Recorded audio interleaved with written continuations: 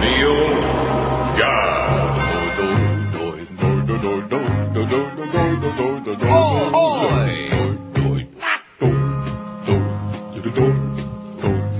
When Neil gets older, will he be there up in Toronto? Absolutely. Will he still be coming down to Paradise? Or live in both places at the same time? Will he be thinner or still be fat? Or will he adopt a cat? I don't think he'll want to move back to Florida when Neil's 69.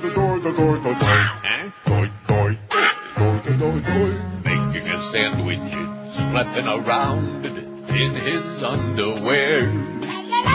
It's syndicated worldwide on the satellite, or just still waiting for the Beasleys to die. Will he be spending most of his time lunging at Woodbine? Yes. Keeping his time filled, rewriting his last will when Neil's 69.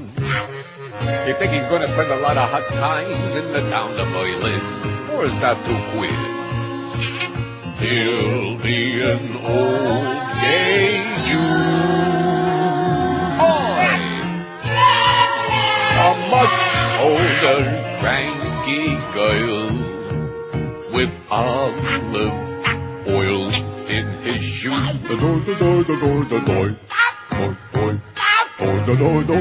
Will he retire or be on the air on Sport Hole Radio? Will he win lotto or marry young Paco when Neil's 69? I'm dying out here.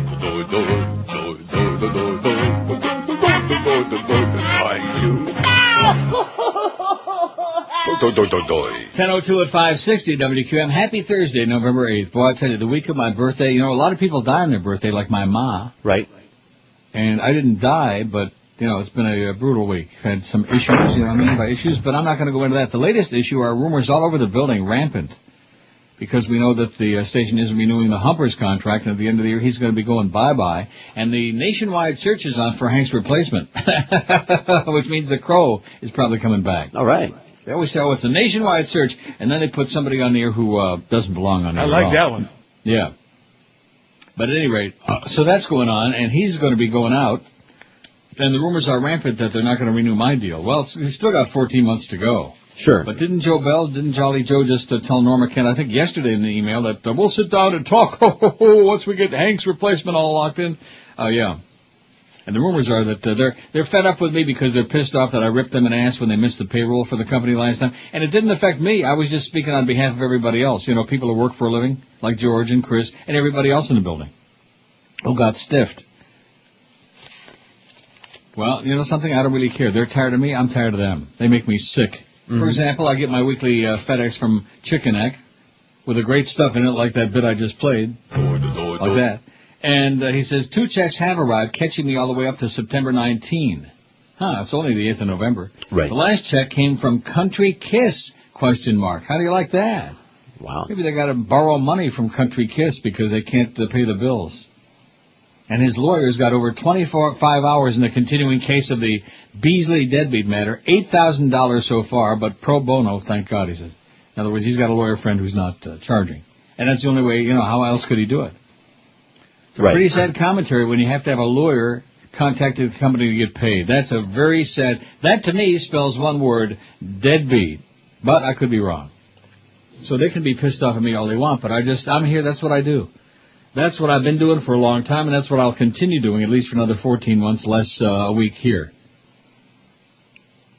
This is a crappy poll today. By the way, I apologize to Chris for a crappy poll today. We'll never make 1,000 today. Yeah, I'm thinking about 900. Well, you know what I'm thinking about? What is Lunch. that? Anyway, don't forget to join George Saturday night from 9 to 11 p.m. at the Tequila Ranch at the Seminole Hard Rock for the Corona Light Elimination Foosball Final. By the way, that's a play on words. It's supposed to be elimination. Because it's Corona. Get it? They put limes in there. And it's tequila lime? How would I know that? Well, you wouldn't. I totally... See, it's not spelled in a way that I could catch on that. Right? It could be spelled in a way with hyphens that I would understand that and catch on a few little... Yeah. But unfortunately it's not because your good close personal buddy, like most of the other people, are like brain dead.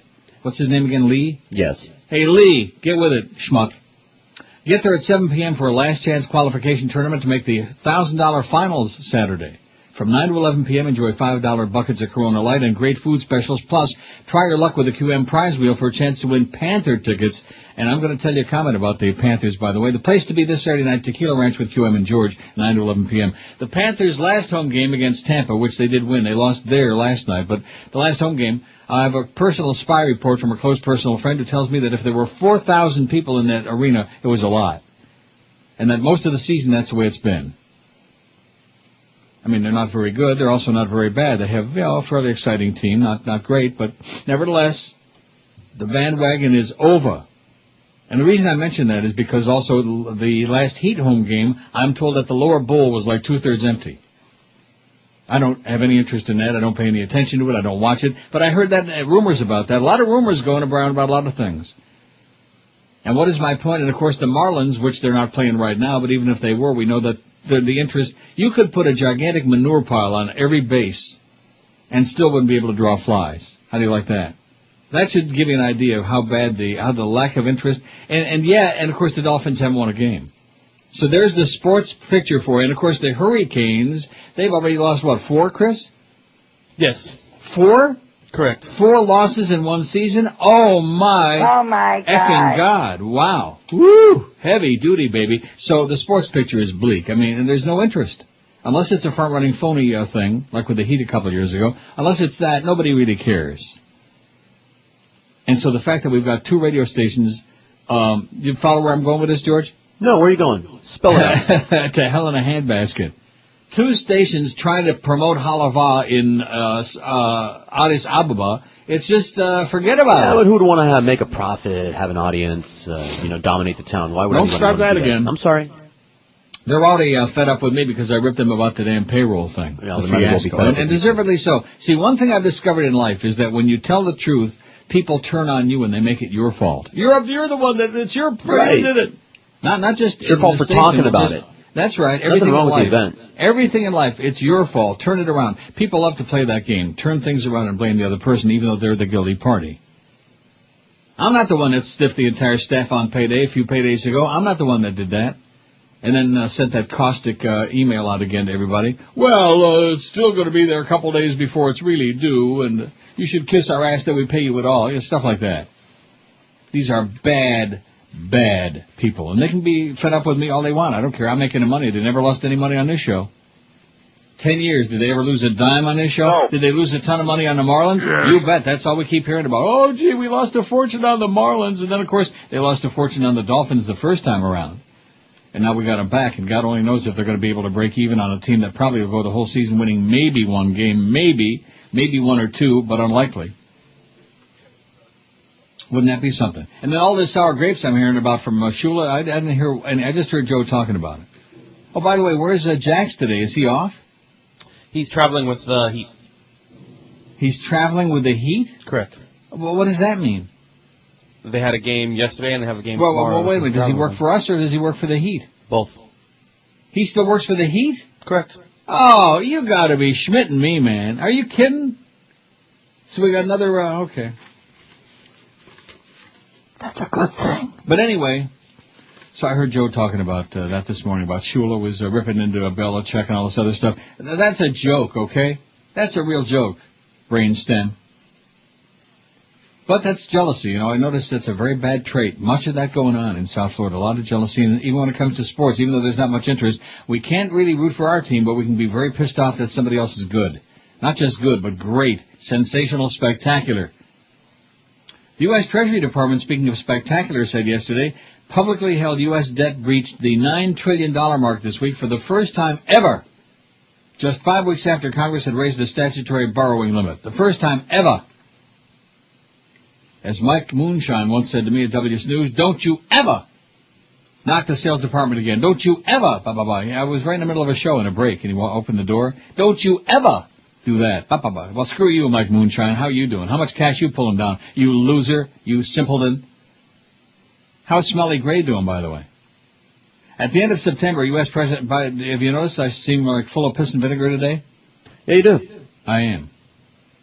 I'm pissed off and fired up. Well, this one says this and this one, and then Norma Kent sends me an email that I should have gotten yesterday, but didn't get, and I'm surrounded by people who are idiots. At the end of September, Bush signed a measure to increase the debt ceiling to $9.815 trillion from $8.9 trillion, allowing the government to keep issuing debt. The increase in the debt limit is the fifth since Bush took office in January of 2001. The U.S. debt stood at $5.6 trillion at the start of his presidency. Now it's over $9 trillion. Nice going, W. In approving the debt limit increase, congressional lawmakers said the $850 billion increase should be large enough to allow the government to continue borrowing into 2009, well beyond next year's presidential and congressional elections. It just goes on and on. Thank you for those low gas prices and for the useless, worthless American dollar that's at epidemic proportions. The other day, on Tuesday, the Canadian loonie went over $1.10 at one point. Now it's like 107 and something, which is still the highest ever in history. Ever. Don't you ever knock our sales department. Don't you ever knock the Beasleys again. I'm going to start saying what's on my mind. You know, I've got 14 months left, and then, of course, the rumors are, and didn't he tell Tom Jicka, oh, yeah, well, you're writing the wrong thing. We're going to extend Neil's contract. And didn't he tell Norma Kent the same thing, all pissed off and bent out of shape? Yes. And that was after, by the way, the debacle with the payroll, so I guess he's just spouting off a lot of crap because he can't stand the pressure and he can't stand the fact that I'm outing them as being a bunch of lunatics and failures, and the fact that he's come in and destroyed this place, turned it into a nightmare, that we have day parts with like 1 shares and 1 and a 2. It's like Lawrence Welk Radio, baby. A 1, a 2, a 3, like that. At least we don't do a 1, 2, a 3 on this show, do we, George? A 1, we don't. a 2. One, we could do it that way. 3. Here's the poll from, I don't know. Is this the one you had yesterday? What's the worst thing that ever happened to you? Yeah. It is? No, we're missing one. Most negative trade I encountered in South Yeah, Florida. that's the one. Oh, well, wait a minute. Oh, there we go. Let me print that one out. How the hell did I do this? Well, that's right. You already, I'm sure, read the result of this one, didn't you? No? Maybe. Not the final. I mean, I don't care. Don't give me not the final one. I'm not going to start mailing in a bunch of numbers. Are you an idiot or what? So all I need to do is start sitting here reading like 4 poll results. Oh, there he goes with the numbers again. He's just mailing it in. Yeah, mail this. Neil, God? Senator Larry Craig was arrested in an airport bathroom. The Idaho senator later pleaded guilty to disorderly closeted homosexual. So, what happened in that men's room? Well, Matt, I tried to take it in my seat, and it was a very, very big... You knew what you were doing, and It's clearly on the tape, Matt, what I said and how I reacted. The tape he's referring to was recorded in a men's room. Lower my pants. Okay. Spread my legs. Yes. Now, take it. soliciting anonymous sex. Guilty. You heard my voice. And so... That tape is the truth. And he jerked me out. No. Yes. And I'm going, oh. Let me stop you for a second. So you look... Finally, I began to the gentleman. You this undercover officer. Yes.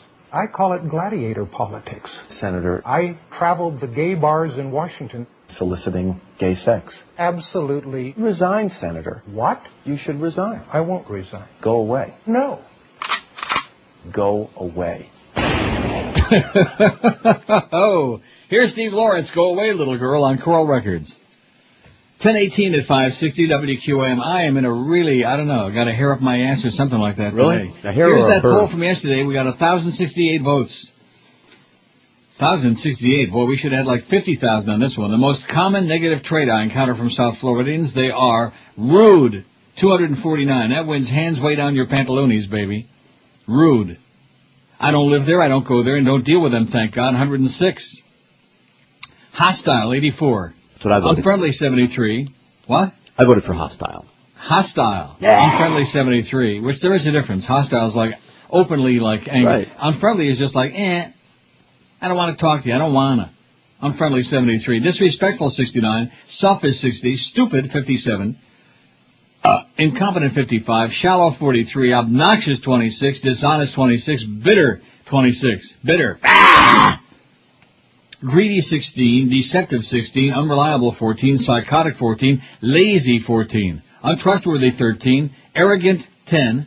Vain, 10. Neurotic, 9. Crass, 9. Jealous, 8. Ignorant, 7. Thieving, 7. Disloyal, 7. Argumentative, 7. Unimaginative, 6. Ugly, 5. Ugly. Unfaithful, 4. Shiftless, 4. How do you say that? Frumpy 4, tacky 3, filthy 3, bigoted 2, stingy 2, smelly none, and obscene none. How do you like that? Smelly none and obscene none. Well, that's not that there aren't smelly, obscene people, but that just ain't the biggest problem. Am I right? You bet. Right. All right, here's today's poll. Here's some more numbers for you.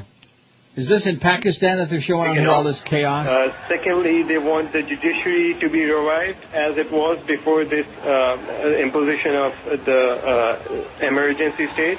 Oh, speak English, for Christ's sakes. Okay, 561 votes on Charlie B's perhaps worst ever poll. Well, why'd you put it on there, Neil? Well, I had some issues yesterday, and I didn't have time to be worrying about crap like this.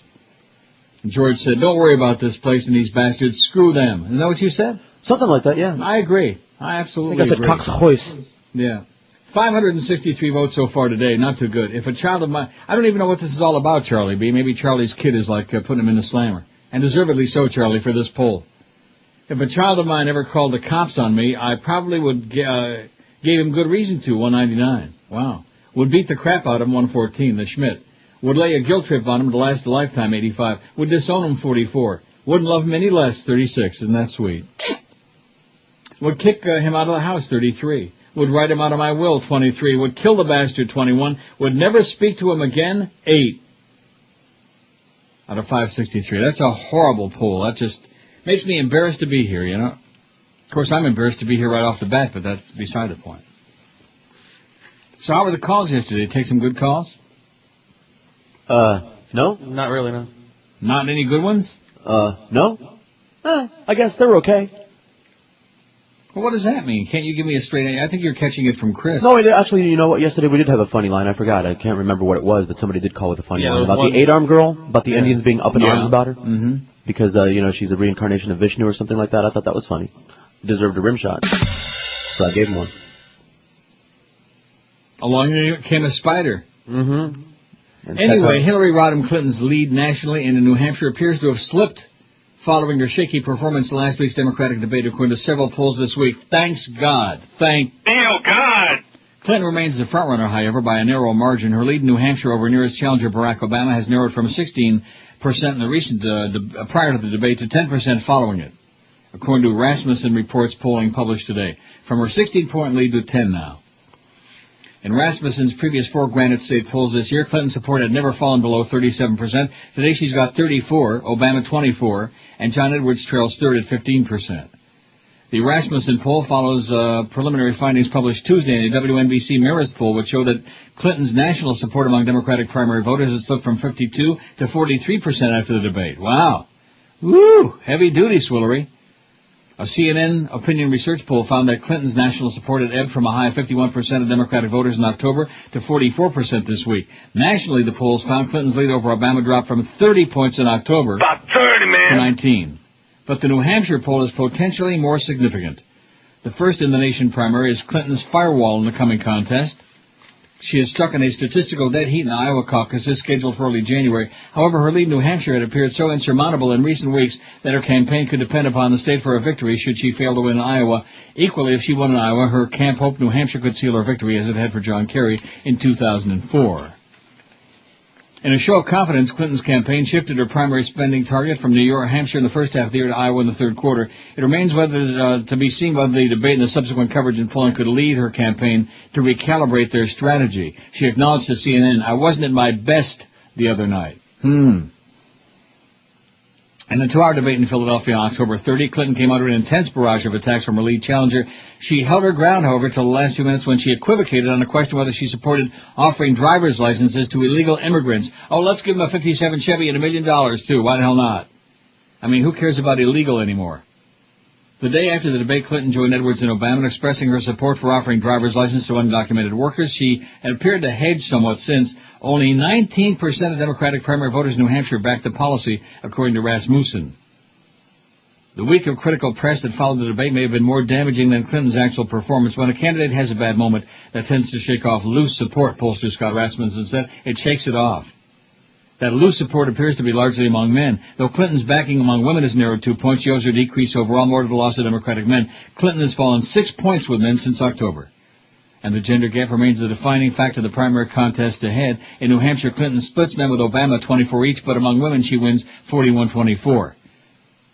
Obama follows with 24% of Democratic women in the state, a notable 4-point increase since October.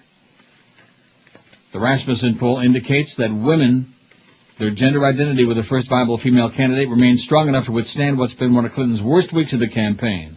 Worst. Her favorability rating has dropped in New Hampshire since the debate. 72% of likely Democratic primary voters in the state have a favorable view, but that's down from 81% prior to the debate. More New Hampshire voters now have a positive assessment of Obama, 82%, Edwards, 76%, than they do of Swillery.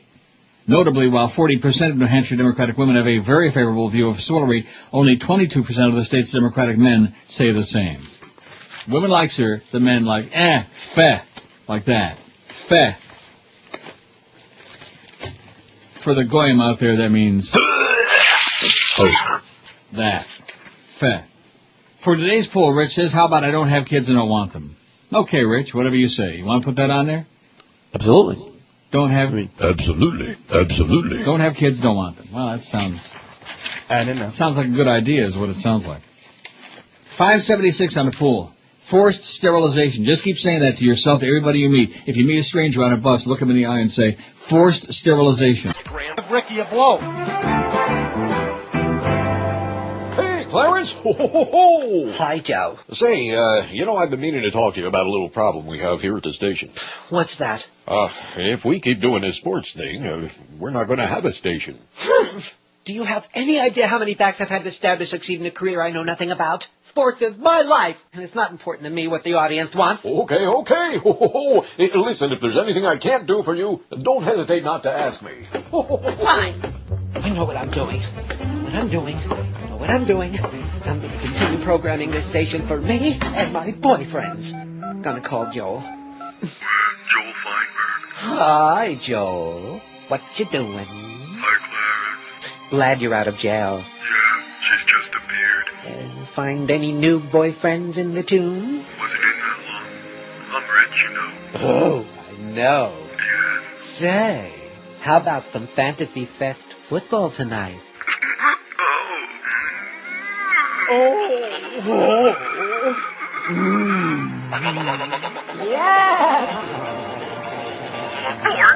Couldn't have said it better. 10:31 at 560 WQM. Let's take a look at the Thursday lineup if we must. Although being Thursday, we got our 2-for-1 special deal today. And let me alert the audience out there, anybody who might want to buy today, that the link on the left side of the QM page doesn't work again today. I just checked it out. And don't tell me it's only me. I don't believe that. All right.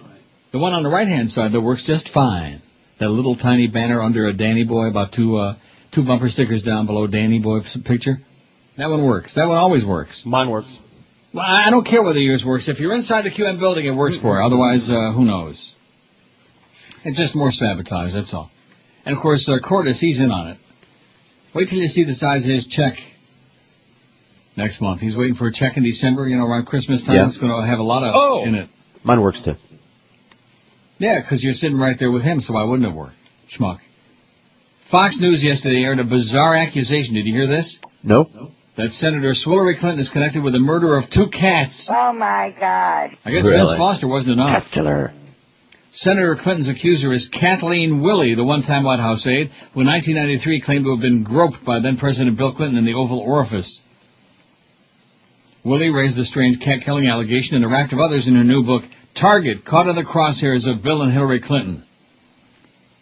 The Fox and Friends morning program detailed charges in the book that Willie's cat, Bullseye, was the victim of a targeted hit by a Clinton-hired henchman. Oh, woo! A man who was just pretending to be a jogger came up to me and asked, did I ever find my cat? Willie told the New York Sun, who also picked up the cat story Wednesday. He mentioned my cat by name, and I said, yeah, that Bullseye was a really nice cat.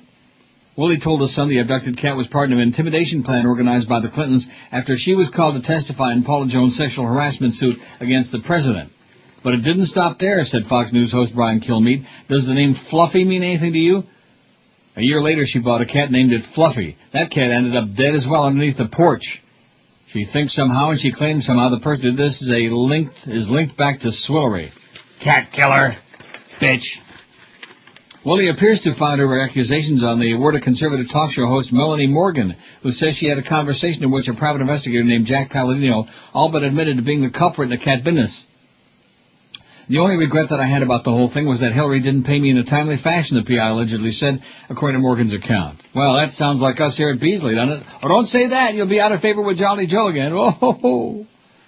But the online newspaper WorldNet Daily, which is affiliated with the publisher of Willie's book, reported on Wednesday that Palladino denied those charges outright and is even threatening a libel lawsuit. It's a total fantasy, Palladino said. No, that's too kind. It's a lie. The cat killings are the least of Willie's accusations against the Clintons, who she suspects, wholly without evidence, were involved in the murder of her husband. She also contends the couple orchestrated the attempted theft of an early manuscript of Target. The UK's Daily Mail also published reports on a story on those claims, which the conservative website Fudge Report linked to a banner reading, "Here comes Kathleen." In other words, here she's doing it again. At the close of their Clinton segment, Fox and Friends offered the disclaimer that their new book's publisher, World Ahead, had from time to time bashed the Clintons. Just a coincidence, I'm sure. The company is also beyond such titles as "I've always been a Yankees fan," Hillary Clinton in her own words, and "Their lives, women targeted by the Clinton machine." Left-leaning watchdog group Media Matters has more on Willie's suspicion that the Clintons were involved in her husband's death. Isn't that great? Cat killer.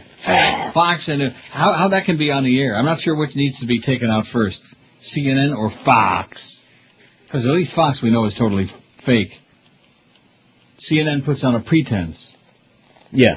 How you like that school shooter in Finland? That's those Finns, man. Those suddenly taken from this high school in southern Finland has begun here. Through the night, students, members of the community, have come here to the buildings to sit in small groups. Well, it must be freezing there. Look at all the hot air coming out of his ugly puss. Pull, we got 590. I think our target is 600, isn't it, Chris, today? Yeah, sounds about good to me. It's about right. I think we got a shot. OJ's back on the bandwagon again. Let's get the OJ circus going. That's what he says. Let the circus begin. All right. O.J. Simpson flew from Fort Lauderdale to Vegas last night in good spirits and ready for his preliminary hearing today on armed robbery and kidnapping charges that could send him to prison for the rest of his life. All right. Oh, yeah, please. All right. Pray to God. Rub your rosary beads. Another day in paradise, Simpson said as he settled into his coach seat. Simpson, 60, of Kendall, sat in an aisle seat aboard Delta Flight 1774 with two friends, a man and a woman, but not girlfriend Christy Prody or Miami lawyer Yenta Galenter. Before takeoff, a few passengers asked for autographs and photos with Simpson wearing a white visor, dark slacks, and a blue Guayabera-style shirt. Doesn't say nothing about his underwear and shoes. Probably not those ugly-ass shoes. Right. He was pleasant as they chatted him up about his football career, his time running through airports as a Hertz pitchman, and his cameo roles in the Naked Gun movies. Simpson soon dozed off after a few games of dominoes with his travel mates as passengers deplaned in Vegas. Uniformed deputies stood in the jetway to escort Simpson out of the airport. Let the circus begin, Simpson said as he walked off the plane.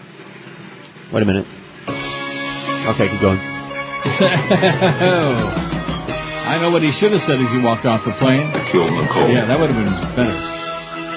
Simpson and two co-defendants are due in court at 10 a.m. Vegas, and that's 1 p.m. our time. Okay, you can kill that. For the first day of a planned 2-day preliminary hearing. If it's a cat, you can kill it. Get Swillery on the case. She'll do it. Simpson, Clarence Stewart, and Charles Ehrlich are charged with multiple counts of armed robbery, assault, kidnapping, conspiracy stemming from that September 13 incident in a room at the Palace Station Hotel and Casino. Investigators say Simpson and 5 other men stormed into room 1203 and stole signed footballs and other items from 2 sports memorabilia dealers. Police said there were guns involved, and Simpson and his cohorts may have taken up to $100,000 worth of memorabilia from dealers Bruce Fromong and Alfred Beardsley. Simpson's attorneys have maintained he wasn't armed and he was there to retrieve personal items he believed were stolen from him. The incident happened while Simpson was in Vegas for a friend's wedding. The men charged along with Simpson include the bartender from the wedding and several of Simpson's golfing buddies. Oh, brother, golfing buddies. 3 of the men have agreed to plead guilty to lesser charges and testify against Simpson, Stewart, and Ehrlich.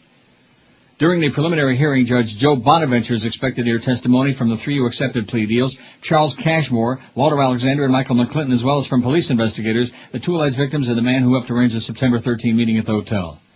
Simpson's lawyers have said they will cross-examine those witnesses thoroughly, but don't plan to call any defense witnesses during the preliminary hearing. I don't foresee any witness for the defense, Gabriel Grasso, Simpson's Vegas attorney, told AAP, not because we don't have them, but because we'll save them for trial.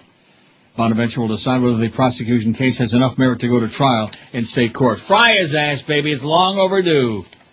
Stick his ass in there and leave it. Oh, there's Pat Robertson and Giuliani now are hand in hand. Most evangelical voters won't follow Robertson's advice. How about that? Pat Robertson, man, he's got a direct bat line to the Lord. He knows them fags are all behind all the bad stuff. When it rains real hard, the fag's done it. If he's got wild diarrhea, bloody diarrhea, man, the fag's done it. And Giuliani now, he's hand in hand with Pat Robertson. Isn't that great? I got a story on that. And also the story about Bernie Kerik getting indicted today. Good old Bernie Kerik, which he should have been checked out a lot closer by Rudy, even though, of course, he was Rudy's close personal friend. But don't confuse Rudy with the truth is just an elusive kind of a thing, you know, just like here at QAM. The truth is elusive. You know, they say the truth will set you free. Mm-hmm. Well, there's not a lot of freedom going on. You know, freedom's dead. That's what I heard. All the time. 595 votes on our very, very poor poll, which Chris apologizes for profusely today. And Charlie V ought to, personally call everybody in the audience and apologize for such a piece of crap. God, is that just idiotic. I apologize. Yeah, thank you. You're welcome. I mean, there are a lot of these that are really bad. Like the one about which of these daytime divas, if she were your mother-in-law, would you least want staying with you for a whole week? I mean, there's some in this pile. Who's your second favorite Neil? Neil Armstrong, Neil Cavuto, Neil Diamond, Neil Down, Neil Sedaka, and all that. Oh, Charlie. I guess he's finding out that ain't as easy as he thought. Haven't I been saying that for a long time now, since his pull-making abilities have slipped very badly? Haven't I been saying that, George? Yes? Yes. And you know what I'm talking about. Yes, I do. It ain't easy, and some days we're not interested. We just don't wanna, you know? We don't wanna. They play like men and they look like women. The #1 romantic drama in America is Out of This World. Martian Child. David is an eccentric writer who considers adopting Dennis, a young orphan running for president who claims to be from Mars. As long as I have my PU-38 space modulator, the election should be a breeze. What happens next is The Martian Child. You've made me very angry, Earth person. Siskel and Beldar give it 2.5 thumbs up. E.T. calls it The Martian Child, starring John Cusack as David, Marvin the Martian as Dennis Kucinich. Where's the kaboom? There's supposed to be an earth-shattering kaboom. And Tony Dow as the Beaver.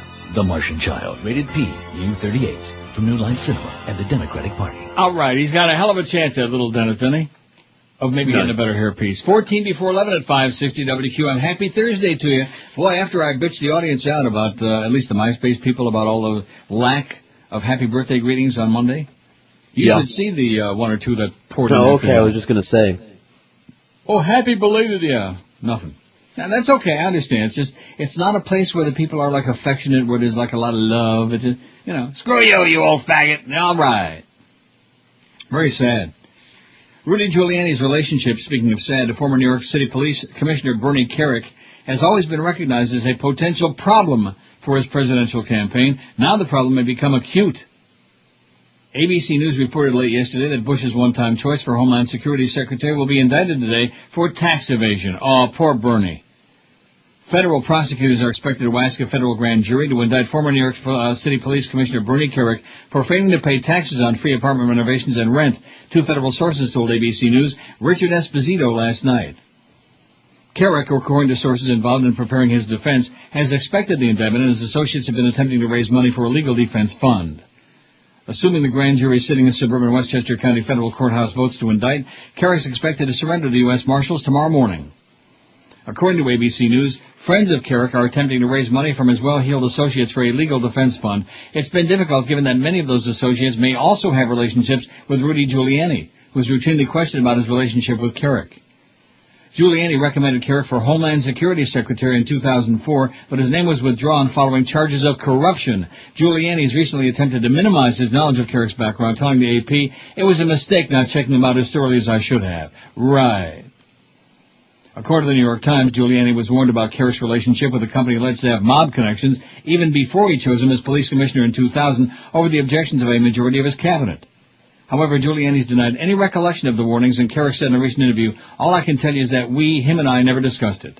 What he knew or didn't know, I don't know, he said. I don't know. I don't wanna. Giuliani's also attempted to argue that Carrick's role during his mayoralty should be judged on the basis of crime fighting rather than corruption, telling the AP the ultimate result for the people of New York City was 74% reduction in shootings, a 60% reduction in crime. If I have the same degree of success and failure as President of the U.S., this country will be in great shape. Oh, my God. He actually said those words. However, Eugene O'Donnell, professor of police studies, who was formerly a police officer and prosecutor, told CNN that there's no conclusive evidence that anything Giuliani did was responsible for the drop in crime while he was mayor. Political analyst Larry Sabato further suggested to CNN that Giuliani, whatever his name is attempting to change the focus from corruption to crime fighting because that's an area where he feels he can control the message. On a lighter note, one of the striking writers from the Colbert Report was heard complaining, "I hate not working on a day Rudy Giuliani is saying Bernie Carrick's positives outweigh his negatives." Ho, ho, ho. Pretty funny, huh? That's one of the writers. Doesn't it amaze you that people like Leno and Letterman and Colbert have writers? Oh, the writer's strike is on. They won't be quite as funny anymore. I mean, that's how it's all done. I mean, yeah, they don't come up with original material. That's very sad to me. How is that possible? I mean, if they had writers, wouldn't you think that? And I love one of the interviews, I think it was with Leno, where they had one of the writers, "Oh, we're up till 3 o'clock in the morning every night, brainstorming." And right. Uh-huh. Wow. Sure could fool me. A priest has been arrested on charges of stalking late-night talk show host Conan O'Brien. What a segue, man. By writing him threatening notes on parish letterhead, contacting his parents, and showing up at his studio. He's stalking him, man. The Reverend David Ajemian, a priest in the Archdiocese of Boston, was arrested last week while trying to enter a taping session of NBC's Late Night with Conan O'Brien at New York's Rockefeller Plaza, said Barbara Thompson, a spokeswoman for the Manhattan Prosecutor's Office. Ajemian referred to himself as your priest stalker in one note and complained of not being allowed to see an earlier taping of the O'Brien show. Is this the way you treat your most dangerous fans, the note said? The letters and emails, which started coming in September of last year, continued even after Ajemian was asked to stop and were intended to cause annoyance and alarm, Thompson said yesterday. "I want a public confession before I ever consider giving you absolution or a spot on your couch," wrote Ajemian, who signed the notes, "Padre," Thompson said. Oh, Padre. Ajemian has also been in contact with O'Brien's parents, Thompson said. A telephone message left Wednesday night at Mary St. Catherine of Siena was not returned in Boston. O'Brien isn't commenting, NBC spokesman said. The Boston Arch, and he's not funny either. Not amusing, nothing. Not a chuckle, not nothing. Not even one of those. The Boston Archdiocese said in a statement that Ajemian had been placed on leave and was no longer allowed to minister publicly. O'Brien has participated in fundraising activities for the Archdiocese. Well, that'll teach him. The priest and late-night host may have attended Harvard University at the same time. O'Brien graduated in 85. Ajemian graduated from high school in 79 before attending the Ivy League school, according to an alumni magazine published by his high school. The priest could face up to a year in the slammer if convicted of aggravated harassment and stalking. He might have a really good time in there. You never know. He might like it. The stalker. I wonder if he knows Al Rogers. Who you'll be pleased to know hasn't there no more. I think like 3-4 days now since my last attempt with a Dennis Kucinich phony make-believe MySpace page. The stalker. 611 votes on the poll. We are kicking big smelly something. Hotels.com keeps bugging me. If they don't stop bugging me, I know I can block them, can't I? Can I go on the email? Yes. Block them. I don't want your hotels, okay? I don't want your emails. I don't want your tourists. Go away. Go away, little girl. Steve Lawrence and Edie Gorm. Who was it that said Edie Gorm? I forget who that was. Some very famous... Yeah, some famous DJ. I don't have their version. And Edie Gorm. What? I don't have that version. Of Go Away, Little Girl? Who have you got it by? Donnie and Marie, I think. Oh, good. Donnie and Marie. Their daddy just died. Donnie, sorry. I always say those names together. I know daddy he had a solo career. Marie just fell down. I forget these things. God, is he 12 when he's singing this? Yeah, too young. Go away, right. Pubescent. Yeah, not even like one. Wait a minute. Check it. Steve Lawrence. All right. Wow. From about 1875. No idea. Records. Yeah. Go away, little girl. With an orange label. Go away. He's Jewish, by the way, Steve Lawrence, and so is Edie Gorm. Nice hairpiece. Out there. I'm not supposed to be. See, the one thing with Steve Allen, the reason he had a lot of funny people on the show is that he hired Jews, like Louis Nye. I know that your lips are sweet. Okay, that's enough. I'm wonder if he's still alive, Steve Lawrence. I guess so. Wouldn't that be bad? You know, his brother was the elevator operator at Gulfstream Park Racetrack. How many times have I said that? About 50,000?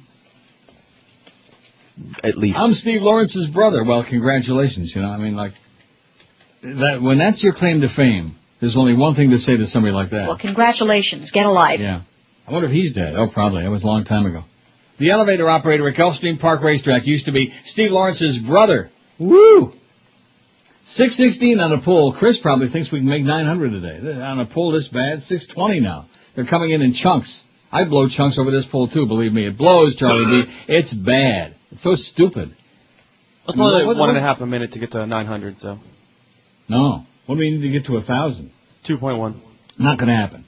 We don't want to get to 1,000. We'd be embarrassed to get to 1,000 on this poll. We'd be humiliated, degraded. No, we the wouldn't. Human race. What? No, we wouldn't. Yes, we would. Don't give me a song to dance and tell me how the hell I'm going to feel. Who the hell are you? Are you like some kind of a brain police now? Yeah, that's what I am. Schmuck. Oh, look at that. Chris in Pakistan. Oh, Crisis in Pakistan. I thought you were going. I was like, wow, I'm already? Go say hi to Aishat Musharraf. Another one of our buddy dictators. Another one of our fascist lunatics. Take off the uniform and make you a better guy. Okay. 621. If a child of mine ever called the cops on me, I probably gave him good reason to. 213. I would beat the Schmidt out of him. 124.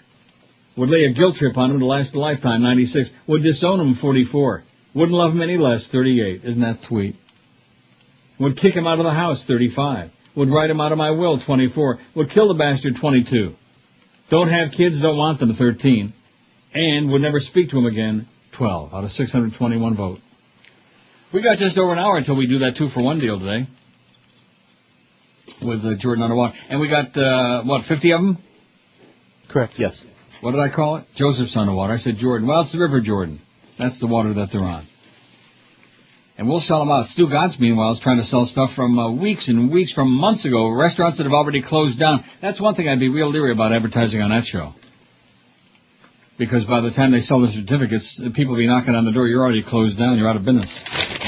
Sorry, Stu Gotts, but you don't belong on the air. You don't belong on the air. That's a specialty, a South Florida radio specialty. People who don't belong on the radio, who don't belong on the air to say hello, goodbye, or anything like that. Or cleats for my feet or anything like that. This is the Neil Rogers Show. This is your brain. Any questions?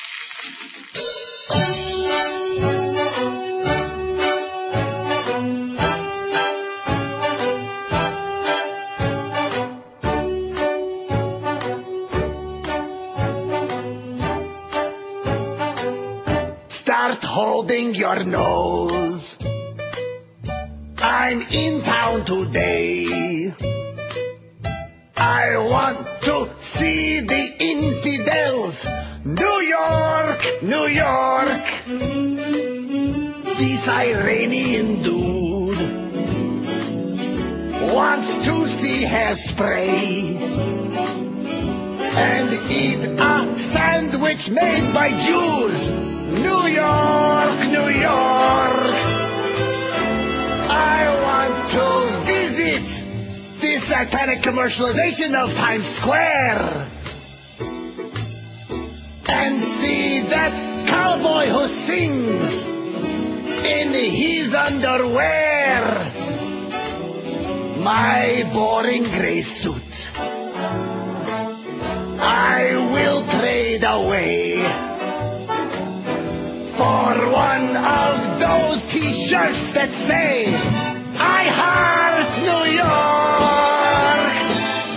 I'll spend time with Arabs each time I take a cab. Mahmoud loves you. New York, New York. New York. All the spot aheads all the time, baby. It's 11:02 at 560 WQAM. Happy Thursday to you. Make the best of it, baby. Take a look around you. See where you are and then make the best of it. That's all you can do. That's what I'm doing. Make the best of life. Right on. What? I said, hey. 639 vote on the poll. You're doing a big job on there, Chris, on a really bad poll. Well, I'm trying. The Windy City is also the most wired, according to a survey that shows that people in Chicago are the most caffeinated in the USA. Really? Chicagoans eat more chocolate and drink more cola than other U.S. urbanites, and they're among the top consumers of energy drinks and coffee. I'm wired. Yeah. They're also likely to say caffeine is good for you, according to the poll conducted by Prince Market Research. Tampa, Miami, Phoenix, and Atlanta rounded up the top 5 most caffeinated cities, while residents of San Francisco, Philadelphia, New York, Detroit, and Baltimore consume the least caffeine. It's surprising, perhaps, that some places you think have a lot of hustle and bustle, like Frisco, Philly, and New York, were the least caffeinated cities, said Todd Smith, a spokesman for HealthSaver, a healthcare discount service that commissioned the poll. The survey looked at consumption of coffee, tea, chocolate, sodas, energy drinks, and caffeine pills in 20 major cities in the U.S. by interviewing 2,000 people. Caffeine pills? Oh, yeah. I know I'm an old fuddy-duddy, but I never heard of such a thing. Well, they are an old thing. Truckers and people have to stay up for long periods. Like DJs, for example, take caffeine pills. Caffeine pills? The overnight shift, sure. Oh, my God. So many pills in so little time. Pop a couple, Rush. Attaboy. Seattle took the top spot in just caffeinated coffee consumption. Nearly 60% of residents in the city said coffee would be the most difficult caffeine product to give up. The growing popularity of high-end coffees, energy drinks, and green tea has added to more caffeine consumption around the world, according to HealthSaver. Half of all the people questioned in the poll said they drank coffee every day, followed by 21% drank caffeinated cola. Oh! New Yorkers and San Francisco's were also among people most likely to say caffeine is bad for you. More than 70% of people questioned in the poll said they were not addicted to caffeine. The older the age group, the more likely they were to say coffee would be the most difficult caffeinated product to give up. I haven't had a cup of coffee in about 500 years. Yeah, Not I'm that I having don't like some it. I mean, now. What? Why? Why am I drinking coffee now? Oh, you're drinking some. Oh, okay, yeah. I thought you were giving me No, orders. I'm Like, having drink some. some now. Drink No, some I'm now, you drinking fat some old now. slob. No. I'm not saying I don't like it. He's in the workplace, but President Bush is promising a veto. CNN's Jessica Yellen. Well, how do you like that? Of course. Supporters call it a question of basic civil rights for gays and lesbians and insist it sends an important message. To tell millions of Americans who are gay there's and Barney lesbian Fag. that they are not bad people, that it is not legitimate to... So your president's going to veto that because he don't like fags. You know, he's got to continue. I don't know why he's not running for anything, but nevertheless, you know. The religious right, they don't like those fags, baby, and it's just going to open up the door for them fag marriages, and we know it's just sure. Oil prices set another record high this week, jumping over $2 on fears of dwindling supplies in the U.S., projections for strong worldwide demand, and a falling U.S. dollar. 97.07 on Tuesday. Crude already up more than $2 in morning trade, rose further after the Energy Information Administration issued a report showing worldwide demand unchanged, despite high prices. In other words, it's like, the old saying about whatever the consumer will bear, whatever that's what it's all about. If they can get you to pay $20 a gallon for gas, that's what they'll charge you. Crude oil prices have surged nearly fivefold since trading below $20 a barrel in 2002. Analysts say surging global demand combined with limited new supply is the main underlying factor. They don't want to say about the fact that the Bush and his Saudi buddies are raping the world. They don't want to say that. That would be a bad thing to say. The falling U.S. dollar has also played a role, as oil worldwide is priced in dollars. Or as Bill Cullen would have said, dollars. Western Pennsylvania, they say dollars. Do you know why? I don't know. I don't either. Ask Bill Cullen, he'll tell you. Oh, he's dead? Here's a little more on that now. When did this happen? This happened on Tuesday. Oh, this is from yesterday. Do I want to talk about stuff I had in my pod yesterday? Sure, why not? You didn't. Right. Did you talk about the high school teacher that got shot? No. Sergio Miranda? Smoking a cigarette? Yeah, he's smoking a faggot. See? And, of course, the original story in the Sun-Sentinel, or was it in the Herald? In the Herald, I guess. Oh, they were enjoying their lunch. They weren't enjoying any lunch. They were smoking a faggot, you morons. Enjoying their lunch. The crap that they write in the newspapers and the garbage they put on these TV, on these talking head channels, it's enough to make your head spin like a freaking dreidel. They just embellish. They just make stuff up as they go along. And like on CNN, after every story, whoever the talking head is who's sitting there at the moment, they've got some kind of an editorial comment. They have to embellish it a little bit with an opinion. Who gives a crap about their opinion? Some bitch that's sitting there in a chair and wouldn't know a news story if it's bit her on the boobie. A high school teacher taking a cigarette break was nearly killed by gunmen who tried to rob him while he smoked across the street from Carroll City Senior High. This was on Monday. Well, today's Thursday already, for Christ's sakes. What's wrong with you? Well, I haven't worked much this week. Good. Keep it up. The teacher, identified as Sergio Miranda, 43, was wounded in the back and remained in critical condition at Jackson late Tuesday. Boy, I sure hope he hasn't died in the meantime. That would be bad. Police said they quickly arrested several people after tips from the... I think what I'm going to start doing is like printing out some real old stories from like months ago and put them on. They'll never know the difference. Do you think they pay any attention to the substance of what I'm reading or not? No, it's just they want to hear my voice. That's right. All. Here's my voice. It's me. It's me. I gotta be me. Police said they quickly arrested several people after tips from the community led them to an apartment in a nearby housing complex at Northwest 37th Ave near 187th Street where the suspects were hiding. By late Tuesday, only one had been formally charged. Police identified the suspect as Patrick Lively, 19, who lives blocks from the school. He was charged with attempted robbery and attempted first-degree murder. I wonder, is Patrick Lively? We are extremely relieved and extremely grateful to the community because they were involved themselves with the police department in order to help stop these crimes, said Dade Police Lieutenant Nancy Perez. Well, thank God for that. They got involved for a change. They opened up a mouth. 6:53 on your marginal poll, man. Boy, how we've fallen on hard times here on QM. At noon, though, you'll see. When we sell those certificates. Don't forget, the link on the left doesn't work for a lot of us. It sure don't work for me, I can tell you that. So when you go to buy your certificate, go on the right-hand column there on the QM.com page, and you'll see under Danny Boy's picture. Danny Boy's all over that thing, man. Oh, Danny Boy, he's everywhere. Everywhere. Let me ask Chris, are you a little bit tired of Danny Boy, maybe? No. I am. I liked him a lot when he played. He was a great, even though he was like always pissed off and fired up because the team was confused. And that's because the brainstem was like, where are we? Like that. He was confused. The brainstem. Now, who was it that immediately followed the brainstem? That wasn't Dave Wannstedt, was it? Oh, it was Jimmy's Johnson, of course. Excuse me. Jimmy's Johnson, who talked a good game, opened up a big fat mouth, underlined the fat part, and was a dud. D-U-D, dud. As in chew your cud, Jimmy, you fat cow, you. And then after Jimmy, isn't that when Wannstedt came in? After Jimmy, yes. And then after Wannstedt, it was Nick Saban? Well, it was, for half of the season, it was the defensive coordinator. And I forgot his name. Olivia Schwartz? No. Tom Olivadotti? Oh, definitely not. That was during the brainstem era. Oh. Well, anyway, and then, of course, we went to the Saban era, and everybody hated him like poison, and they wanted to lynch his ass, and, he went to Alabama. Good, we'll pack you a sandwich. And now, how do you like the Cam Cameron era? It's unblemished by a victory, baby. It's perfect. Perfecto. Nice going, silly person. What is his real name? Sylvia? Sylvia Cameron. A day after New York City came up with a $1,000 bagel, and I'm going to butcher all the words in this story, but it's good.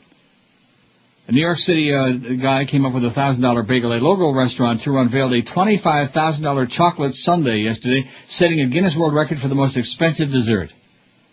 Stephen Bruce, owner of Serendipity 3, partnered with luxury jeweler Euphoria in New York to create the frozen Haute chocolate. Haute. A blend of 28 cocos, including 14 of the most expensive and exotic from around the globe. The dessert spelled with 2 R's, frozen with 2 R's, F-R-R-O-Z-E-N, frozen Haute chocolate, is infused with 5 grams of edible 23-karat gold and served in a goblet lined with edible gold. I didn't know there was such a thing as edible gold. Did you? Yes. At the base of the goblet, that's because you're smart, is an 18-karat gold bracelet with 1 carat of white diamonds. The sundae is topped with whipped cream covered with more gold and a side of La Madeleine au truffle from Nipschilt Chocolatier, which sells for $2,600 a pound. What word did you say? It is eaten with a gold spoon decorated with white and chocolate-colored diamonds, which also can be taken home. It took us a long time to experiment with all the ingredients and flavors, and more than 3 months were needed just to design the golden spoon, Bruce told Reuters. 4 years ago, Bruce unveiled a $1,000 ice cream sundae called Golden Opulence, a staple on his menu and a favorite with rock stars, socialites, other celebrities, people with the big bucks to waste throw away down the toilet. Both desserts are sold only with advance orders. Bruce said he's received inquiries about his latest creation, mostly from Europeans planning to visit New York. I wouldn't be surprised if soon we get a call from Middle Eastern prince or shah willing to give something sweet to his many wives on the next trip to the city, Bruce said. On Tuesday, New York chef Frank Tajog of Westin New York Hotel at Times Square unveiled a $1,000 bagel topped with white truffle cream cheese and goji berry-infused Riesling jelly with golden leaves.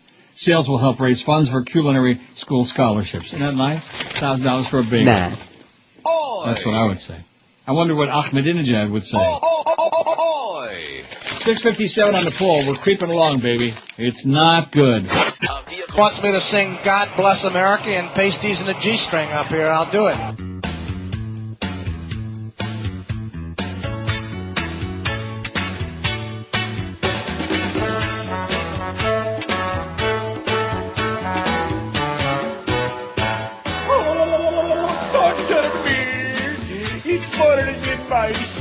Torture me in the tortoise hair. I need some water and I need some gruel. I'll be good and you can treat me cruel. Come on and torture me. Come on, Cheney, and torture me. Oh, come on, Cheney, and torture me. Oh, you may put in a throat between my thighs. Oh, now I'll never be horny. Torture me. Put nice things in my eyes. Torture me. Rape me and dehumanize. I did not do what you said I do. Do it at my rights now. I belong to you. Come on and torture me. Come on, Cheney, and torture me. Come on, Cheney, and torture me. Redefining what is wrong and what is right is water for the torture. Come on, Cheney. Help me, please. Come on, Cheney. I will tell you anything you would very much. Come on, Cheney.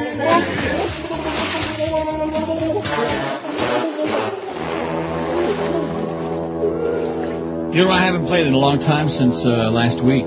I give up. Or maybe since whatever day I work, Tuesday. Do I get to go? 560. Oh. You gotta be effing kidding me. Radio presents. Yeah. Cleats for the feet, baby. That's what they needed in that game last week. Cleats for the feet, right. Cleats for the feet. Cleats for the feet. That's what I got me some cleats. Oh, I love it. Say cleats. I love it. Get some cleats for your feet. 670 votes on the poll. Come on, let's make 700 at least today so we don't have to go home embarrassed with our head in our hand or something. Doug Thompson says revolutions must start somewhere. It's short and to the point. Remember the 5th of November, the gunpowder treason and plot? I know of no reason why the gunpowder treason should ever be forgot. That's how it starts out, that little poem. Don't you like a little poem once in a while? Sure. I don't. I like poems. The English know that Diddy is part of the history of Guy Fawkes, leader of the gunpowder treason, and a plot to blow up Parliament and kill King James James I. Many Americans know the poem from the movie V for Vendetta. Remember. The 5th of November. Which told the story of a... That's why I just got through saying. Treason. Which told the story of a futuristic England ruled by a despot with strong parallels to the presidency of George W. Bush, as despotic as they come, in spite of what fat-ass Jolly Joe thinks, who's got a different opinion of our president. Jolly Joe, by the way, never responded to my emails this morning. That's okay. It'd be better if he never read them in the first place. Started by a lot of stupid rumors floating around the building, and by the fact that Norma Kent didn't give me any heads up yesterday on what the hell was going on. That figures, you know, I understand, Norma. And on Monday, the 5th of November, my birthday no less, supporters of a Republican presidential candidate, Ron Paul, used Guy Fawkes Day to make history, donating $4.3 million to Paul's campaign, a single-day online fundraising record for a Republican candidate. Organized by music promoter and Paul supporter Trevor Lyman, the fundraising show of strength made a lot of people suddenly sit up and take a look at Paul, a long-shot candidate with a fanatical following among disaffected voters fed up with traditional politics and the domination of parties by cookie-cutter candidates. While Paul's chances for capturing the GOP nomination are still 100-to-1 shot at best, the show of support by those willing to give money and the voter anger that provides the base of his support can't be ignored. Status quo politics and the so-called leaders of the system spawns not only angry voters, but lead to a growing groundswell that signals a growing undercurrent of dissatisfaction in America. Both Bush and the democratically controlled Congress suffer the lowest job approval ratings in history. Public confidence in the system is failing at all levels. Americans grow increasingly pessimistic about the future of this nation, and anger quickly erupts in any discussion of politics. Anger, as in, bah! We hate your guts. Angry people, baby. That's what's going on in this world. Oh, the dog apologized, by the way. Did you see that dog, the bounty hunter? Your hero? He's an idiot. My hero. I thought you liked him. When did I say that? You said you love Dog the Bounty Hunter. I love Dog the Bounty Hunter. He's great. I have a Dog the Bounty Hunter T-shirt. But while voter anger grows, says Doug Thompson, politics in America is still controlled by a traditional system of big money donors, powerful special interests, and political professionals who have little regard for the will of the people or the future of the nation. Politics is a business where the bottom line is delivering at least 50.1% of the election results on the first Tuesday of November. If the system must be manipulated to deliver that bottom line, so be it. Democracy ceased to exist in this country decades ago, if it ever in fact existed, and the system of government today is a far cry from the democratic republic envisioned by the framers of the Constitution. The anger that pours $4.3 million into Ron Paul's campaign coffers in a day's time is growing and present, but anger alone can't change the course of American history. The system still favors the status quo and is controlled by those who benefit most from it. The story of Guy Fawkes didn't have a happy ending. The gunpowder rebellion and plot failed. Fawkes was captured and hung. He was hung. Tyranny prevailed in England just as it does in America today. Still, the English remember the 5th of November, and so should we. Revolutions must start somewhere. We're revolting, baby. That ought to be our slogan. Let's put up some billboards if they ever came up with some cash, which they won't. We're revolting at QAM. You don't believe it? Just tune in. Like tonight. Wow, we got some stuff tonight. Wow. It's scary. We got the Beast 10 to midnight tonight. Now, who's on tomorrow night? Oh, that's right. We got Hurricanes. Is that Hurricanes basketball, I'm assuming, tomorrow night? Correct. Why doesn't it say that? I guess you're supposed to assume that. You're supposed to know that. Supposed to assume stuff? Yeah. What the hell would I know about Hurricanes basketball? I know they didn't need that arena, I'll tell you that. They still don't draw flies. Even if they had manure all over the court, they still couldn't draw flies to it. The same with the Panthers. Maybe 4,000 for that last Tampa game at home a couple days ago. Maybe 4,000, I was told by a very reliable source. And the Heat, you could go bowling in the lower bowl. It's just, it's you're trying to force feed something, man. There just ain't the interest, Unless it's something that they can wrap their arms and legs around and say, hey, I'm a winner, look at it, me, look at me, Unless it's that, they don't want nothing to do with it. They don't wanna. I'm so glad that I'm not there. Life is full of, as you know, issues. We all have our issues. I got mine lately, sure, heaven knows that. We all do, boy. I'm sure. We all have our stuff. It's like drama club on this show. Well, I'm the drama queen, so why not be You're in in the good drama company, club? buddy. I never was in the drama club, though, in high school. No, me either. I wasn't a club kind of guy. Although there are a lot of people now who'd like to club. Yeah? Give me a big old club. Sandwich? And I kind of like that, except I can't eat the bread. Don't get diabetic, folks, because then you can't eat all the good stuff. You can eat a lot of crap. I mean, meat isn't crap, a good juicy steak, but how many steaks can you eat? How many lobsters can you eat? Like in one sitting. About 30, man. 8 or 694 on a pull. Don't say 8. If we had 8, we could have that 1,000. Oh, there's what's her name, Julianne Moore. He was born on June 27, 1999. At about 5 weeks, I started to see his shoulder twitch a little bit. Yeah, well, twitch this, honey. If a child, I'm not going to read the poll result. I can't do it. Maybe once an hour, okay? I'm so embarrassed by the fact that I use this. I had a neurotic day yesterday to put this on here. 698, though. We got 700 lick, Chris. Cool. Sorry, I was talking to Duff. What? I was talking to Duff for a second, so. About what? Food, important things. Well, I had to get something for Steve Sloan, so. Steve Sloan? Yes. He's still there? He's a good guy. You said he's a good guy because he's making you money. That's why you said he's a good guy. Right.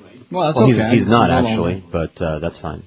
What do you mean No, by he cared. that? He learned his lesson, and he went above and beyond to make up for it this time around. He was responsible for that Maccabi Steakhouse. Well, somebody should have taught him about that ahead of time. Blame Duff for it, okay? Go out there and kick Duff in the groin. Wouldn't be the first time. You might like it. Don't forget to go see George Saturday night, 9 to 11 at the Tequila Ranch at the Seminole Hard Rock for the Corona Light Elimination Foosball Finals. See, that's the way it's supposed to read on there, and if somebody would have told me that in the first place, I may butcher a lot of words in these stories, and not I do, but, I don't claim to be some kind of a genius, otherwise why would I be working for this jerk? But Elimination Foosball Finals, that's what it is. Supposed to be cute, I guess, huh? Now, that lime thing, that's a Mexican thing, right? It's a Latin thing, especially a Caribbean thing, but yes. And limon is lemon and lime. It's the same, right? yeah, you just say yellow or... Yellow limon? Yeah. Yellow limon. It's like that yellow jockstraps. Just like I can't stop singing that. I can't stop hearing it, so why don't you play it? Oh, I might just play it any second. When I have time, like when we come back. Anyway, enjoy from 9 to 11 p.m. $5 buckets of Corona Light and great food specials. Try your luck with a QM prize wheel for a chance to win Panther tickets. Anybody want those? No. And the place to be this Saturday night is Tequila Ranch with QM and George from 9 to 11 in the p.m. Have my junior, honey. See, I even remembered. What a genius. Excellent. Well, I'm stuck a little bit, but not intense. Men who like talking about other guys are usually hiding from what they realize. They want their nose in an athlete's vice. Stick a yellow jockstrap. Much like in sport, fools conceal their fear by talking about sports while drinking a beer. They desire, of course, to be a submissive queer. For some yellow jockstrap, yellow jockstrap, yellow jockstrap. Only queers want to hear sports all day. Yellow jockstraps, yellow jockstraps. The management here is undeniably gay. Anyone who wants to hear just sports all stinking day is dreaming about a locker room, golden shower spray. Yellow jockstrap. Hey, how about those Dolphins? What a game they played. And somebody's kid with the Hurricanes. To talk about it all the time makes you a faggot, I'm afraid. You like yellow jockstraps. Churning and burning out morning shows. No interest in learning about radio. Just a sausage party for a few sportle homos who like yellow jockstraps. Yellow jockstraps, yellow jockstraps. Sport hostesses who on and out. Yellow jockstraps, yellow jockstraps. They're on your mind to be in your mouth. Sports, sports, sports, sports, sports, sports, sports, sports, sports, sports, sports, sports, sports, sports. Sports all day makes you gay. Sports all day makes you gay. Sports all day makes you gay. 11:32 at 560 WQM. We have 729 votes on a very crappy poll, and I'm going to tell you, if we can do that, we can do anything. We can conquer the world. Trust me. Anybody believe it? No. Anybody buying it? No. I'm not selling it. 729, pretty weak. We'll do nothing. I bet you Footy don't get 729 votes in a month on those polls he puts on that stupid poll. Who do you think has got ED on the Footy show? Johnny Dolan at Master Control. Jesus God. It's scary, when you come right down to it. Not as scary as the fact that Chicken can't get paid by these deadbeats, but it's scary. This note he put in the FedEx envelope, boy, really disturbing. His attorney's got over 25 hours in the continuing case of the Beasley deadbeat matter. Thank God he's got an attorney friend. I mean, otherwise what would be the point? Right. He'd be in the minus column already. It's for the beach. Oh, I gotta have that. Tomorrow morning. I think you will. If I show up tomorrow morning. Right. I never know. I might call you about 6 in the morning and say, hey, guess what, George? Man. I don't care about anything. Well, let me ask you, do I give you a long notice before... I can't believe he asked you that. I mean, what kind of a question is that? I think Does Neil give you a lot of notice before you have to do the show? You didn't have to do the show. It's just that you bailed me out on a couple of squirrely days. Happy to do it, Pops. Well, you're the best. In fact, I'm not going to make any promises. Maybe I'll send you that check I was going to send. Oh, that's right, December 6th is your birthday anyway. Supported my family for a long time. I have? Well, you're responsible for me having this job, aren't you? Well, I'm supporting a lot of people then. Do you know how many people I'm supporting? Too many. Let me count them right now. But that sounds tacky. I don't know, because I don't want any of them, because they might be listening, and I feel bad. I don't feel bad. I do it willingly. I'm very happy to, help the people I care about, and some I don't even care about. Oh, like half of Mexico, but that's beside the point. They need my help, don't you think? The northern half, I think. The northern half of Mexico? How about the southern half that just got all flooded and everything? Just buy them birth control. You'll be doing them a favor. That would be the best thing for all of Latin America and all of the world, baby. Mm-hmm. Forced civilization couldn't hurt either. Birth control. 740 on that unctuous poll, man. 740. Where did he come up with a stupid poll like this, huh? I think he pulled it out of his ace. If a child of mine ever called the cops on me, I would blank. If Neil ever put that poll on, I would blank. I'd take a huge dump right in the middle of my kitchen, right on the floor, and watch everybody slipping and sliding. But there was a song that was in my mind before, one of those, Short Fat Fanny, wasn't it? That was Larry Williams. I got that here somewhere. In fact, maybe I could take some time, kill some time by looking for it. Was it Slip Sliding Away? No, it was not. That's Paul Simon. Yes.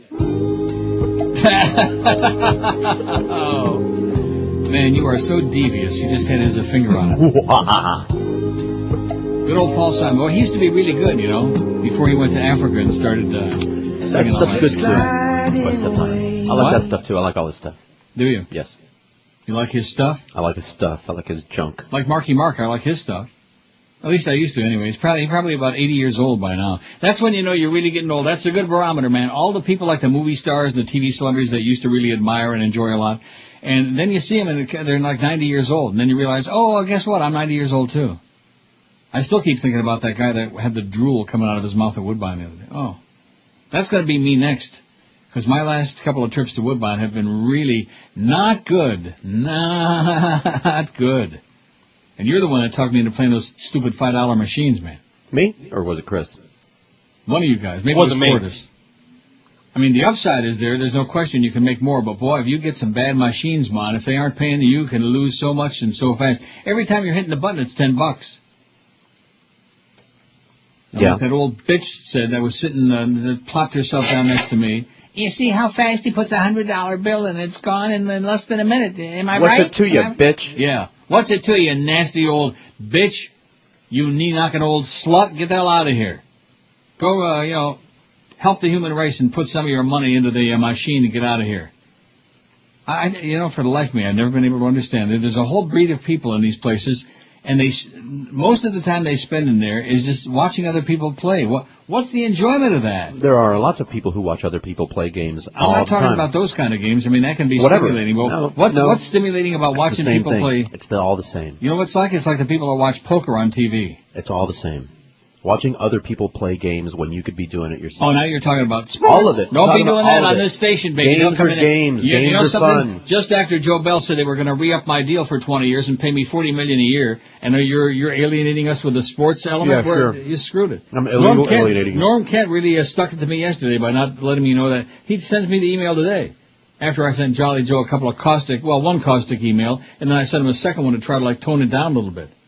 Like, geez, just because there are all these ugly rumors floating around it, you don't want to renew the deal because the company's pissed off at me, et cetera, and so on. Well, you know what? I don't care. I'm not here to please the Beasleys or Joyce. I'm here to do an entertaining radio show, and someday I might just do it again. If they let me do it, I would do it. Will they let me do it? No. So I'm doing the best I can. The company is pissed off at Neil. He went too far. That was the last straw with that stuff about the missed payroll. I'm not the one that missed the payroll. I'm not supposed to be paying everybody that works for these cheap bastards. You're the one that's supposed to shut up about it. Oh, I see. Well, I'm not going to do it. I don't wanna. I don't wanna. How do you like that? I don't wanna. Wait till you hear this story. Chicago's police department is investigating an officer's use of a taser last month. Come on, let's hear it. Don't tase me, bro. Don't tase me, bro. On an 82-year-old woman who police say was swinging a hammer when they arrived. She was swinging the hammer. Maybe she was a swinger. Boy, she must have been strong as an ox, I'll tell you that. That was funny. Lillian Fletcher was rushed to the hospital after being jolted by the taser last week, but she's been released. Thanks God. Officials with the city's Department on Aging went to her home October 29th to make a welfare check and called police when they saw Fletcher in a window swinging a hammer. Police spokeswoman Monique Bond said Tuesday. Monique. Officers arrived in an attempt to subdue Fletcher. One of them used a taser, Bond said. The department is trying to determine whether the officer violated department policy on the use of stun guns. Fletcher said Tuesday that officers pushed their way into her home. They shocked me, she said. Fletcher at times sounded confused during the telephone interview. How old is she? Oh, 82. Her granddaughter, Tracy Taylor, told the Chicago Sun-Times that her grandmother has schizophrenia and dementia. Oh, like we do at QM. We all have dementia. Like that. We're all crazy as a bedbug. My grandmother is easily confused. Well, we only got about 20 minutes before we get that Neil Deal thing going. Don't forget the icon on the left has been sabotaged again. Cordis, you're not getting no check from me in December, Cordis, unless you get that thing fixed by noon, okay? Work on it, you idiot. He listens, doesn't he? Usually. Most of the time. Well, he used to. When I say the word check, all of a sudden his ears open up real wide.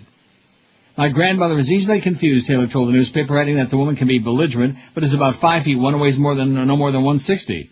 I just don't think they should be tasing 82-year-old women. That's ridiculous, Taylor said. Tasers use compressed nitrogen to fire 2 barbed darts that can penetrate clothing and deliver a 50,000-volt shock to immobilize people.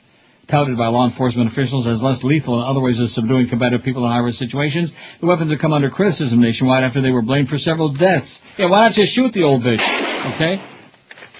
Don't shoot me, bro. In 2005, the police superintendent at the time suspended the distribution of stun guns after deaths of 2 people who had been hit by police with tasers. This is in Chicago. Today, about 150 field training officers are said to be issued new tasers, and about 200 sergeants have had the weapons for about 5 years. The human rights group Amnesty International has voiced concerns that police departments are starting to use tasers more routinely rather than in cases of serious danger. When in doubt, tase them out. Taser use by police drew national attention recently when police stunned and arrested a University of Florida student after his fervent videotaped outburst at an event with Senator John Kerry in September. After his fervent videotaped outburst, George. Oh, I'm sorry. Don't tase me, bro! In Ohio, a patrolman accused of repeatedly jolting a woman who had been arrested with a taser gun faces a disciplinary hearing tomorrow. The woman had been arrested because she was acting unruly at a bar. If you act unruly, man, they're going to tase your ass. It's one thing to get teased. You used to get teased in high school. Now you get tased. Hey, David Copperfield, your friend from Las Vegas. Got a very interesting opportunity for you. He's touchy and he's feely. He looks at you, it's creepy. You're getting very sleepy. It's David Copperfield. If you could look at your calendar. To the Bahamas with lots of sexy mamas. Poop on his pajamas. It's David Copperfield. He took a picture of like me by myself, then me with him. I guess to like catalog us later in his like book of girls. Creepy eyebrows. A creepy weird magician. You don't know where his hand's been. He really is a has-been. It's David Copperfield. Your friend from Las Vegas. David Copperfield. Well, it's, it is what it is. And the level on that bit was pretty low, too. And you want to know why? I'd keep it quiet, too. 774 on the poll on award-winning NeilRogers.com. And in about 14 minutes, boy, look at the menu from Joseph's on the Water. Wow. I'm pissed off that I'm not there. Now, you got food yet? Yes. Oh, yeah. Oh, you do have food. Well, what do you got? Let's hear about it. I got some seafood risotto in here. Then there was some... risotto? What is it? It was steak tips or something? Steak tips Florentine, I believe is what it is. I don't know what Florentine means. With spinach. That's what it means. Con spinach. And so I passed it along. Oh, you don't like spinach? I don't like the sight of it, the smell of it. Con spinach. I love spinach. I want to be around people that have had it recently. Wow. And what else? Oh, it's tuna tartare, which is not for you, so I'll take your portion. Not for me. I'll take the steak, spinach, right? The spinach. And some crab cakes, which are really good. I think those are crab cakes or potato cakes, something. Potato cakes with Maryland crab cakes. That's what it is. Well, the menu is unbelievable. They got all kinds of beautiful meats and pastas. Oh, it's nice. And great appetizers like escargot and clams casino. They got and meats. oysters Rockefeller and caprese alla mozzarella. And fried dinners and seafood and seafood combinations and seafood dinners and all kinds of good stuff. Lobster tails, fresh Maine lobster. Good-looking menu, let me tell you that. Joseph's on the Water. And if you want to buy the certificate, you oughter. Ever eat fried otter? What is an otter? An otter's like, I know what it is. I mean, I know what it looks like. It's like a beaver, but it's... I beg your pardon? It's not unlike a beaver in appearance, but it doesn't have that flat tail. It's got whiskers, though. They do have whiskers, but they can exist in the sea, and they can exist in rivers and lakes, too. Well, how do you like that? Boy, this George is like a walking encyclopedia. About everything except games other people play. I know how to play them, I just don't know who else is doing it, for money. What do you mean by that? It means I know the rules to all these games, and I've played all these games. What games? You name it. You name it. Like sports, card games, any kind of game that you can name. Parcheesi? Yeah, sure, I'll play Parcheesi. I just don't want to watch anybody do it. I don't want to watch anybody play games, eat, or have sex. These are all fun things to do. You don't want to watch anybody have sex? There's nobody in the world that you wouldn't want to watch have sex? Not if given a choice of having sex with them. Well, no, why not? No, wait. See, that's the problem. You turn, obviously, giving the choice of having sex with them, if it's somebody that you'd want to see having sex, it's obviously somebody that would drive you up the wall. Oh, sure. That's as close as I could get. Now, naturally, well, right. Maybe. 785, baby. Maybe, baby. Buddy Holly. Here's Buddy Holly on QAM and Maybe, baby. I'm watching them have lesbian sex, sure. What about Buddy Holly? You got that or not? You know what? Maybe, baby. You don't have it. Coming right up. If you have that, I'll plots. A lot of plots going on is what we hear at QM. A lot of rumors around the halls. I'd start sniffing around like Greg used to do, Joe, and find out who the mole is. We got a mole in the building. Speaking of otters. Maybe, baby. I can't believe you got that. That's on Brunswick Records, boy. What are the odds that anybody would know that label? None. Uncle Brian knows it. Yeah, well, that's what I'm saying. Him and me. Buddy Holly and the Crickets, Daddy-O. And he's still there, by the way. Maybe, baby. Let me look that up in the book. I want to be sure I'm right. All right. Have you, maybe, baby, you'll be true. If he wouldn't have died, then nobody'd be talking about him. He'll be alive. Holly, and with all due respect. Was not a fan. No. Buddy Holly and the Crickets, baby. That'll be the day. Let's hear That'll Be the Day. 58 on Brunswick Records, just like the old tag said. Peggy Sue was on Cole and Ray Vaughan, which sucked. Are we going to hear That'll Be the Day? No, I knew a Peggy Sue. Did you really? She hated that song. Why is that? Because everybody always sang it to her when they found out that's what her name was. They sang it to her? Peggy Sue. She hated it. She would strangle you if you brought it up. That'll Be the Day was a #1 hit. Let's talk about Pops. That's Peggy Sue. Yeah. It's wrong. Yeah, I'm doing the talk up to the wrong song. It didn't sound familiar. Like I said, it's good that he's dead, Buddy Holly. It's good, because otherwise he'd have made a lot more of these songs. What a horrible recording, too. Are we going to hear, yeah, it sounds like they're in a broom closet. What did you want to hear? Out of the closet, buddy. What were you looking for? That'll Be the Day was their only #1 hit, Buddy Holly and the Crickets. Come on, you can do it. 16 weeks on the charts, August 19, 1957. And there's no talk-up, because he says...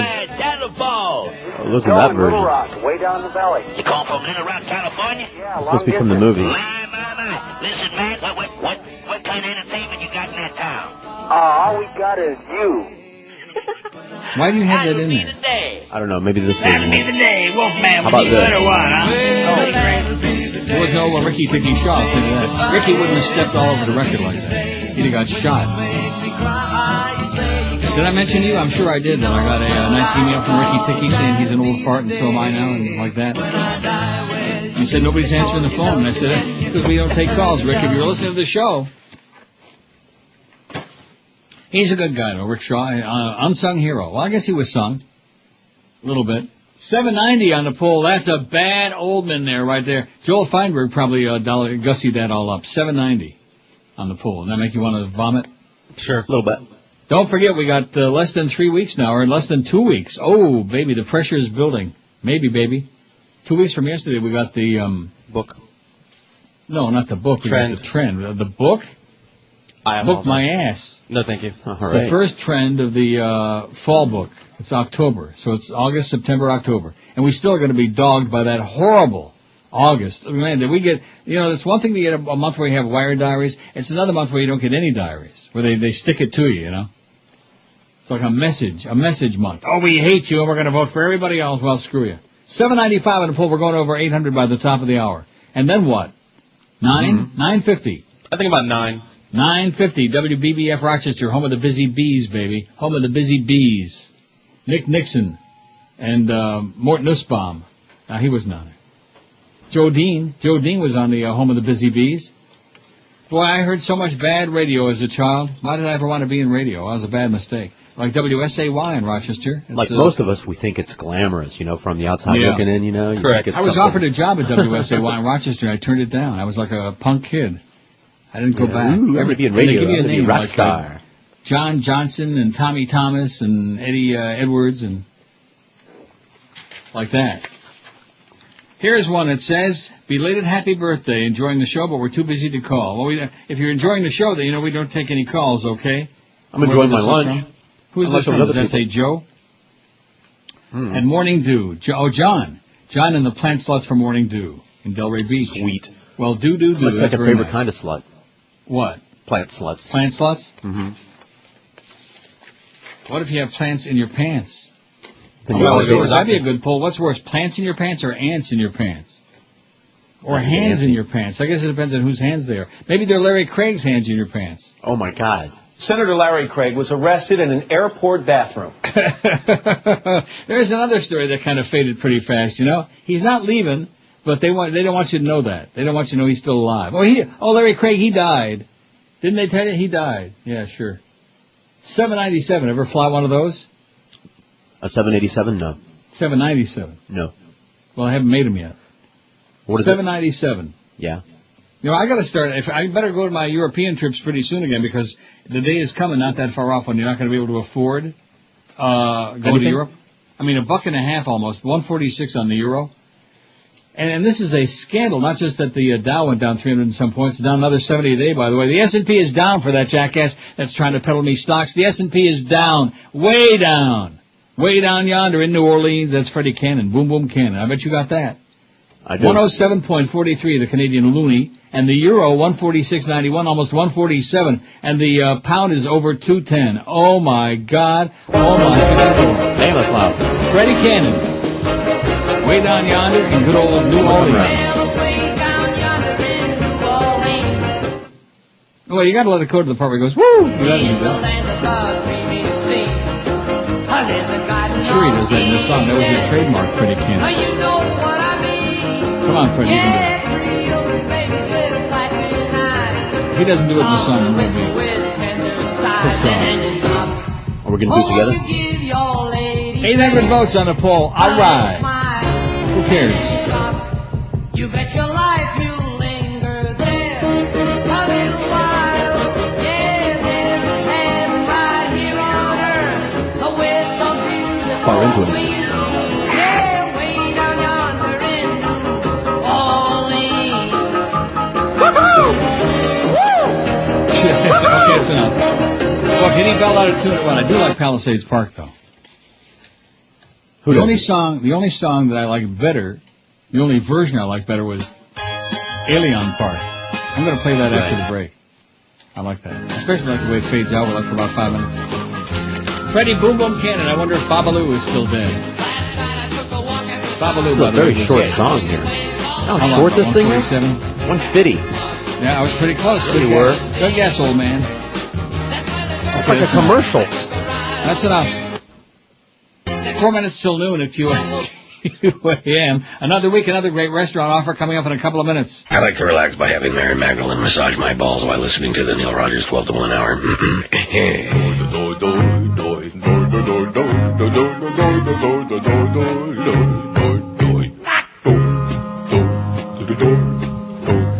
When Neil gets older, will he be there up in Toronto?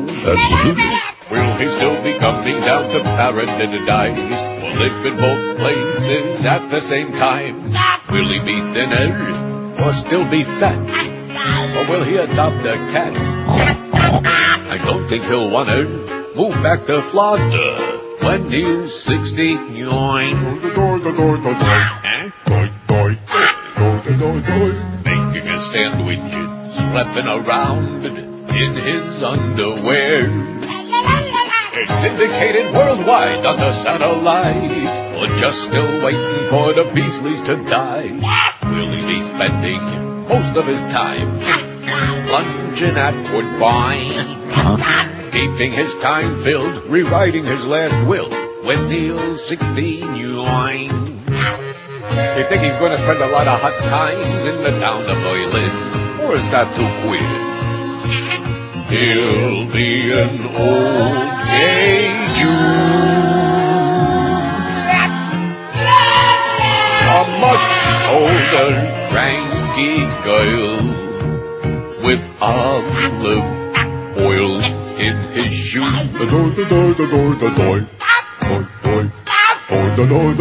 Will he retire or be on the air on Sport Hole Radio? Will he win Lotto or marry young Paco when Neil's 69?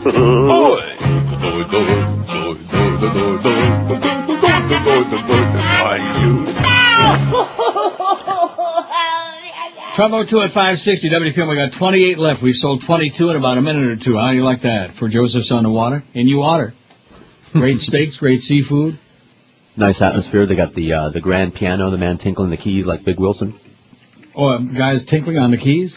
Yeah. No extra charge, although you can tip. Hello. Hello, Big. Hello, Big. He's dead. That's too bad.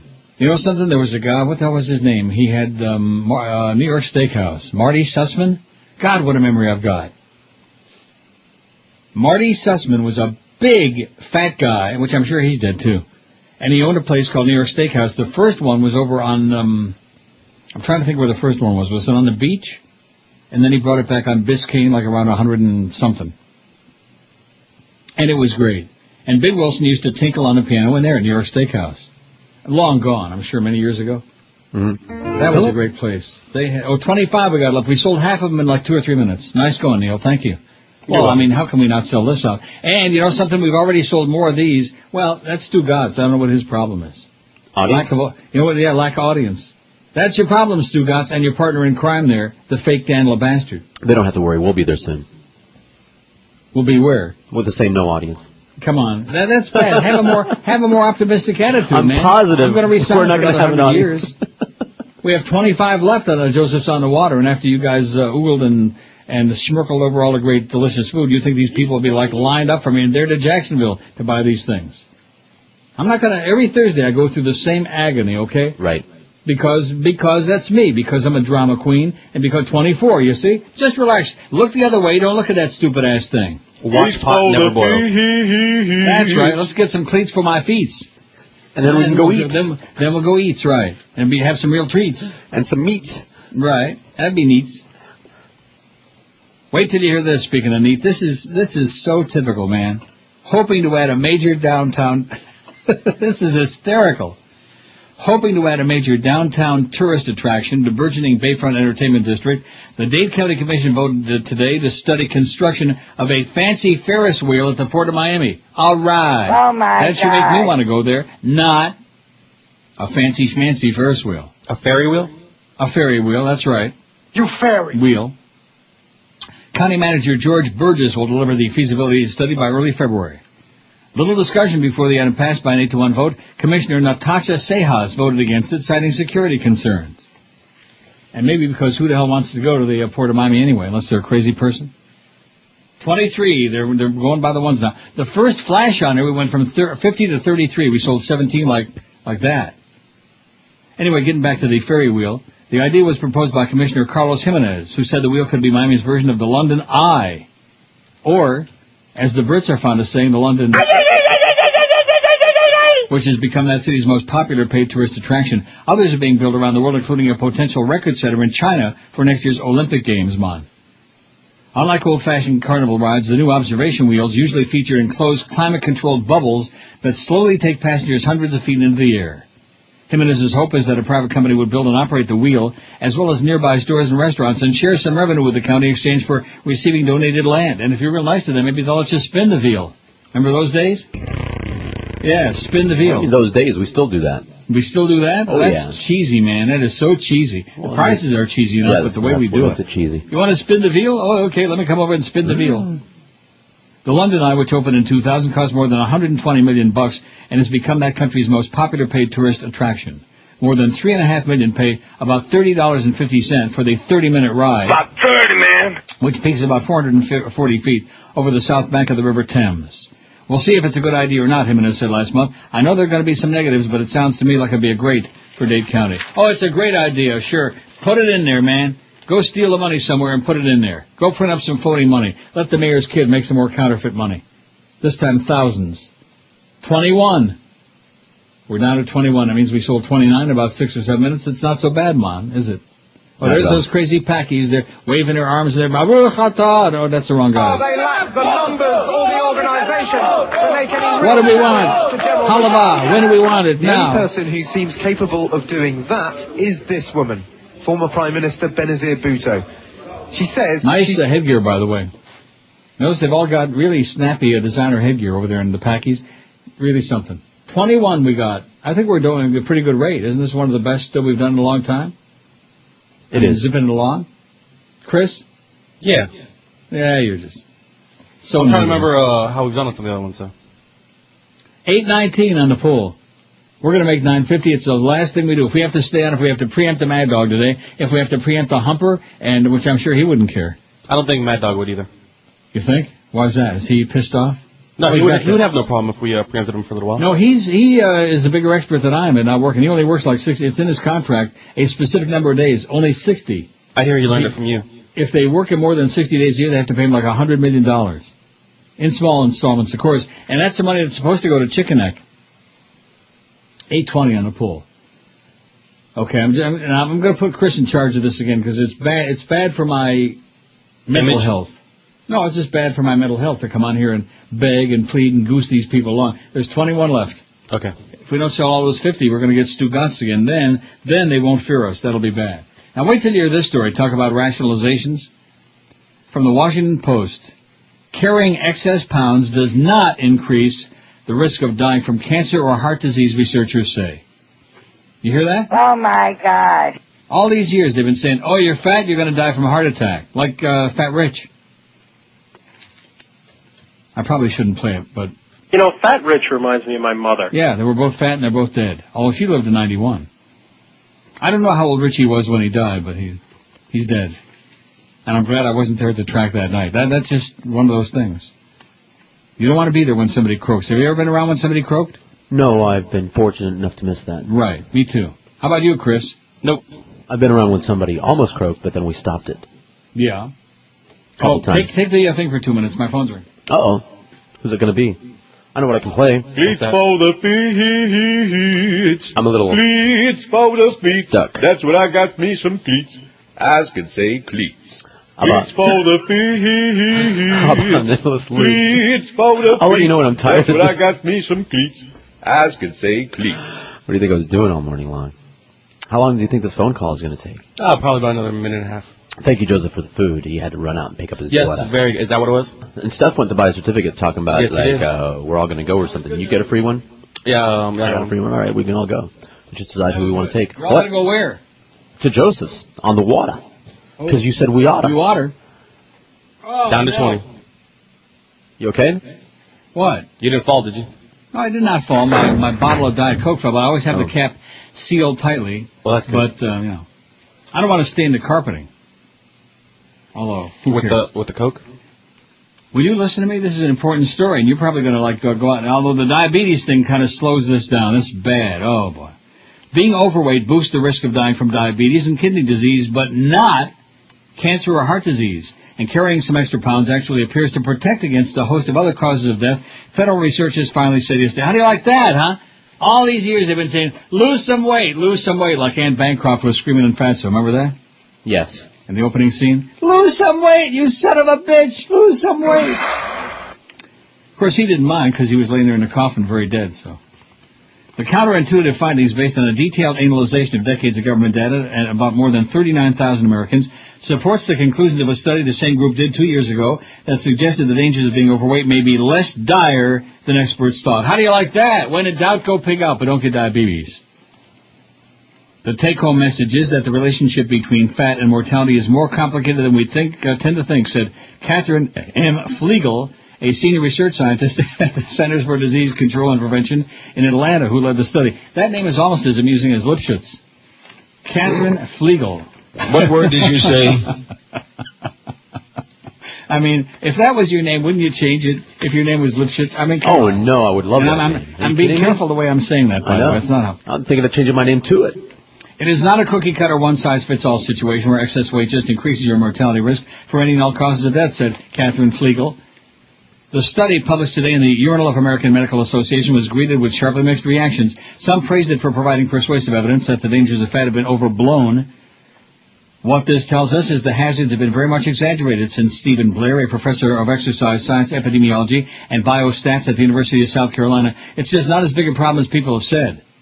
But others dismiss the findings as fundamentally flawed, saying an overwhelming body of evidence has documented the risk of being either overweight or obese. We still got 20 on there, by the way? Yeah.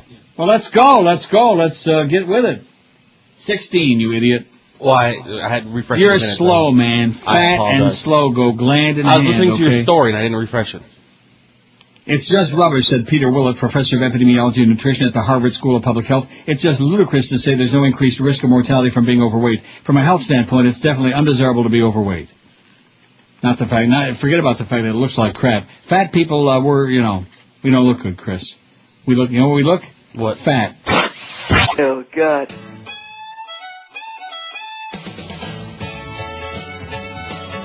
Down a mountain road in a rundown shack, you got your good Reverend Billy riding tap in back, just to sell up freight in a Christian way, after hanging up a feller that they thought was gay. Fly your flag like a rebel, 'cause the South's gonna do its a man for its head.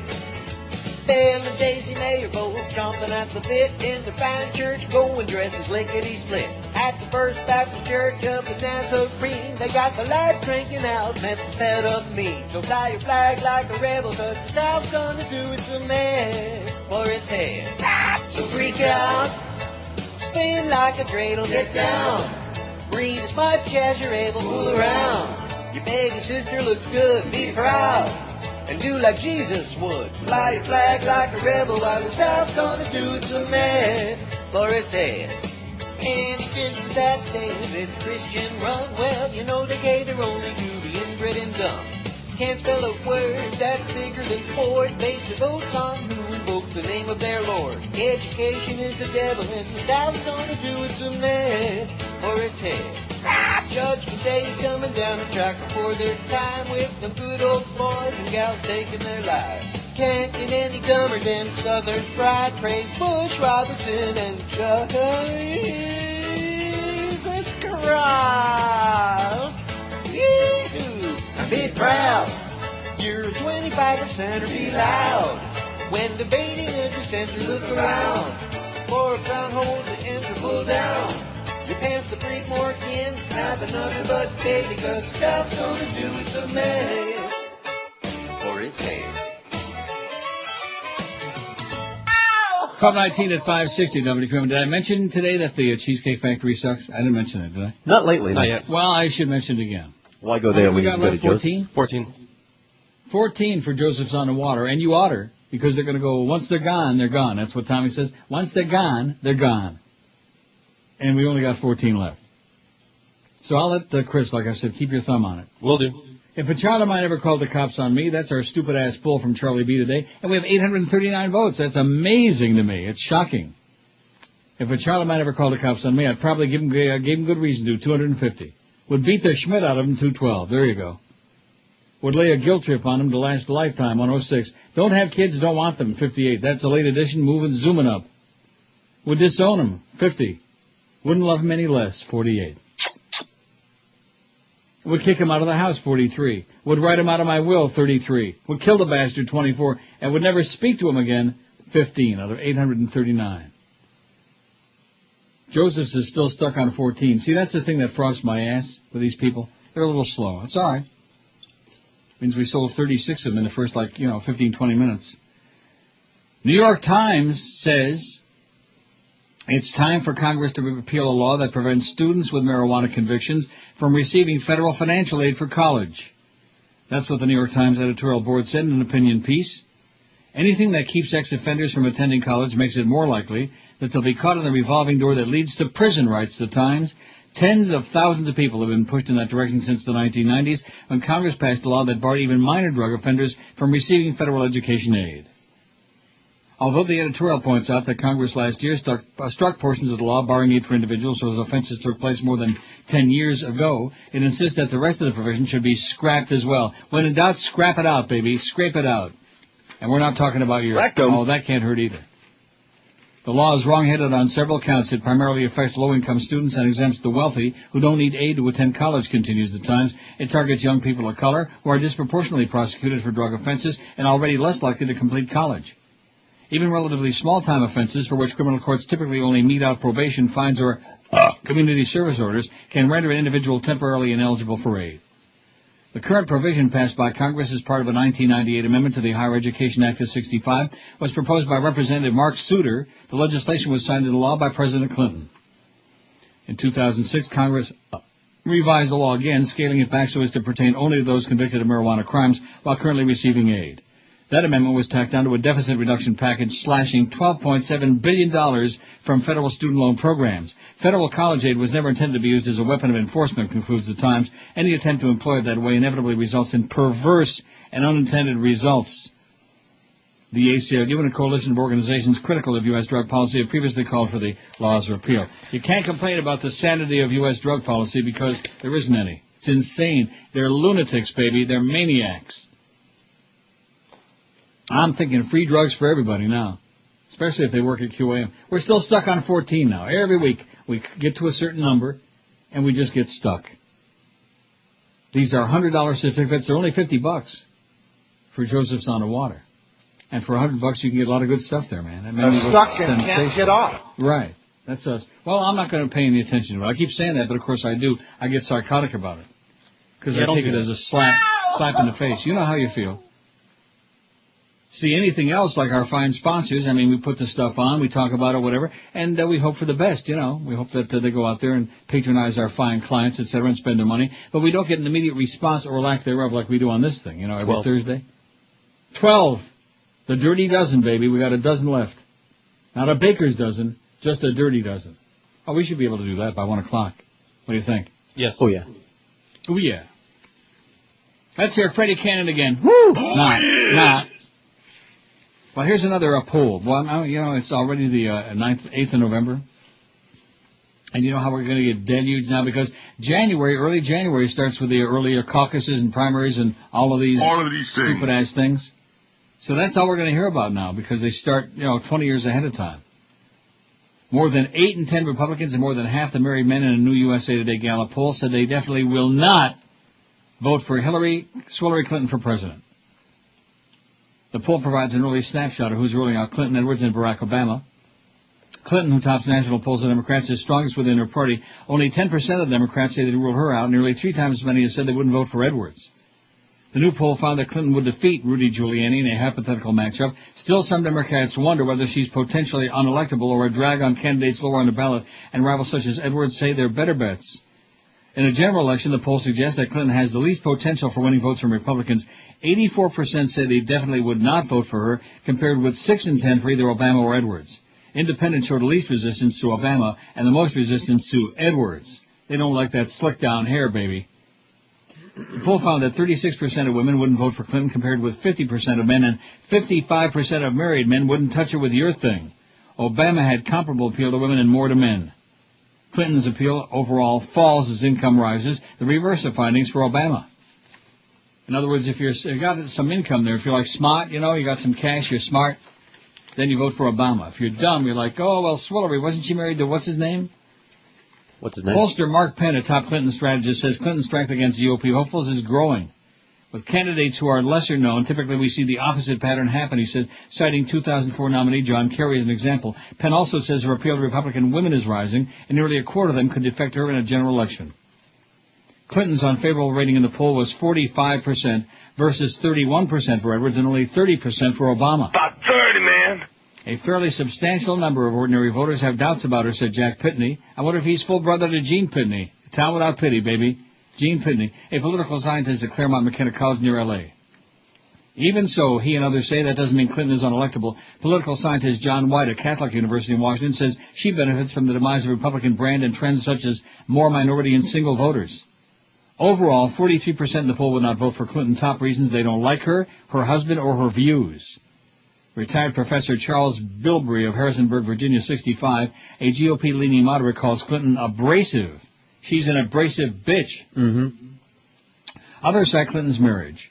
My biggest reason is she put up with her husband after his affair with Monica Lewinsky, says Republican Betty Muse, 77. Does that amuse you? A retired nutrition director in New London, North Carolina.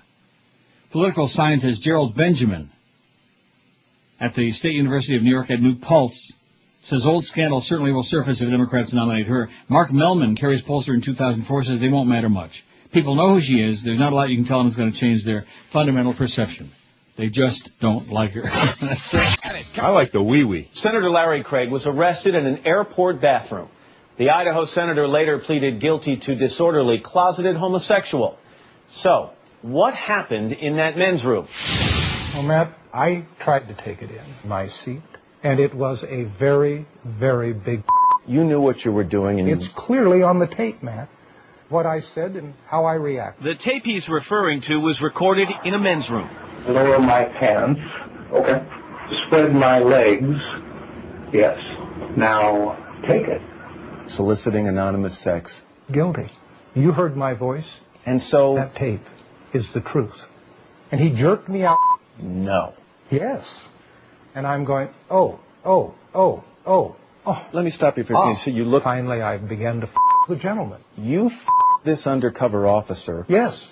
I call it gladiator politics. Senator. I traveled the gay bars in Washington. Soliciting gay sex. Absolutely. Resign, Senator. What? You should resign. I won't resign. Go away. No. go away. Attaboy, Matt. 12:32, 28 till 1 at 560 WKM. We got Mad Dog at 2. The Power Hour with a Humper and a Mad Dog 4 to 5. Hank Solo 5 to 6, and then after that, wow.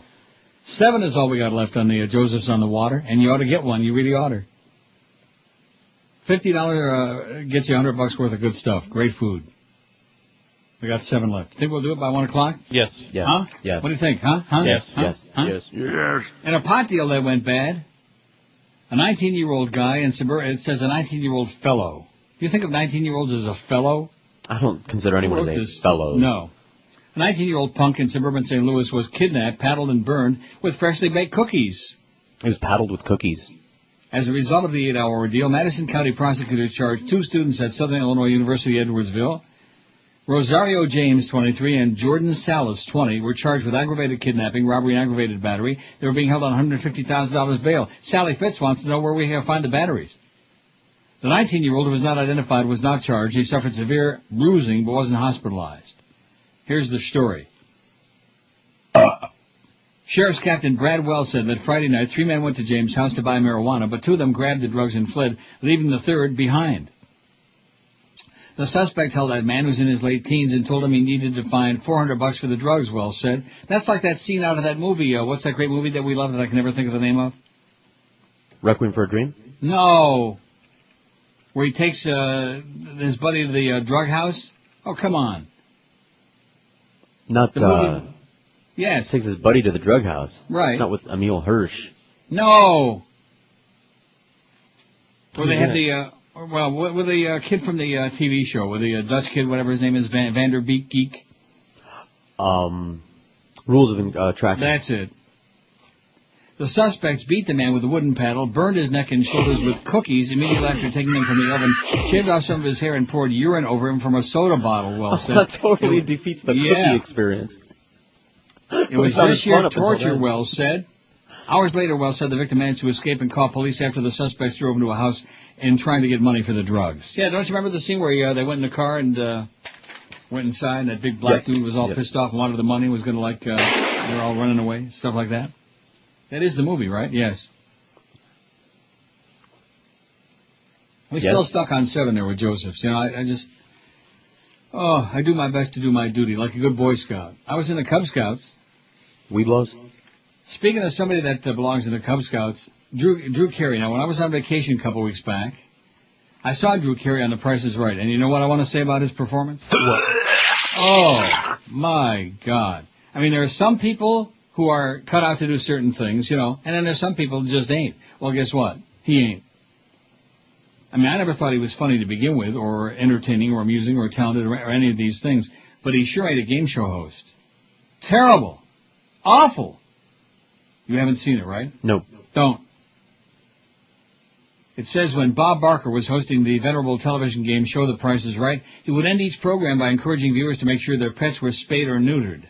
Now, CBS reports the show's new host, comedian Drew Carey, has taken up a somewhat more controversial cause, medical marijuana. Boy, a lot of pot stories today, man. People that need it should be able to get it, Carey argues in a video produced by Libertarian Reason Foundation. In the video, Carey tours a California pharmacy that dispenses neatly packaged medical marijuana. Ah, smell that smell? It's the smell of freedom, says Carey as he enters the pharmacy. However, the marijuana is available by prescription only, and Carey himself does not actually smoke any in the video. Carey's efforts on behalf of medical marijuana are not expected to cause any problems for his relationship with The Price is Right. Most of the audience sort of believes that most of the entertainers are a little bit out there and wacky anyway. The fact that he's advocating medical marijuana is actually a fairly reasonable stance that people in the medical community would be in favor of, said CBS Entertainment contributor Jez Cagle. The marijuana video is one of a series that Carey is doing for the Reason Foundation to promote free market solutions such as the building of privatized toll roads to relieve urban gridlock. A future Carey effort is to address illegal immigration, an issue that may prove more controversial than medical marijuana. In the past, Reason has called for making it easier for illegals to function in light of day, where they'd have every reason to pay all the taxes that the rest of us do. See, the word illegal has no meaning in America anymore. Nope. Illegal. Nope. I mean, if you're illegal, go back where you came from, okay? Mm-hmm. Not do we give you these benefits, do we let you vote, do we give you driver's license, do we give you like a 57 Chevy and $100 million? No. No. We'll burn you with cookies and then pour urine on you. That's right, and pour urine from a bottle. We only got 2 left? Wow. You're in trouble. Woo! Urine. You're in a heap of trouble, man. You're in Uriah heap. We only got 2 left for Joseph's on the Water. If you've been sitting there diddling around thinking, oh, well, there are going to be lots left. Do you realize that from 2 weeks ago, Stugatz has still got 33 left? That's kind of sad. For the very same fine establishment. And has got from like the last 3 weeks, still got a whole Schmidt load of, I'm going to tell you again, you can look at all the Arbitron fixed diaries that you want. That tells me one thing, loud and queer, baby, no audience. Their audience is a fraction of what they're getting. I wonder if, Joel and his daddy got a lot of money. You know what I'm talking about? I don't want to actually say it on the air. But it raises questions in my mind.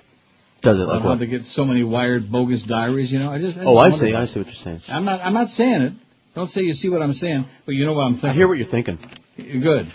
Well, I hope not. We got 2 left. I sure hope Jolly Joe Bell ain't hearing what I'm thinking. Well, he knows what I'm thinking. Jolly Joe, I've been thinking that your management style is really stinking. Here's Jeremy Wang on the Loose Wire blog, which I'd like to block him off. What word did you say? Wang. Jeremy's Wang.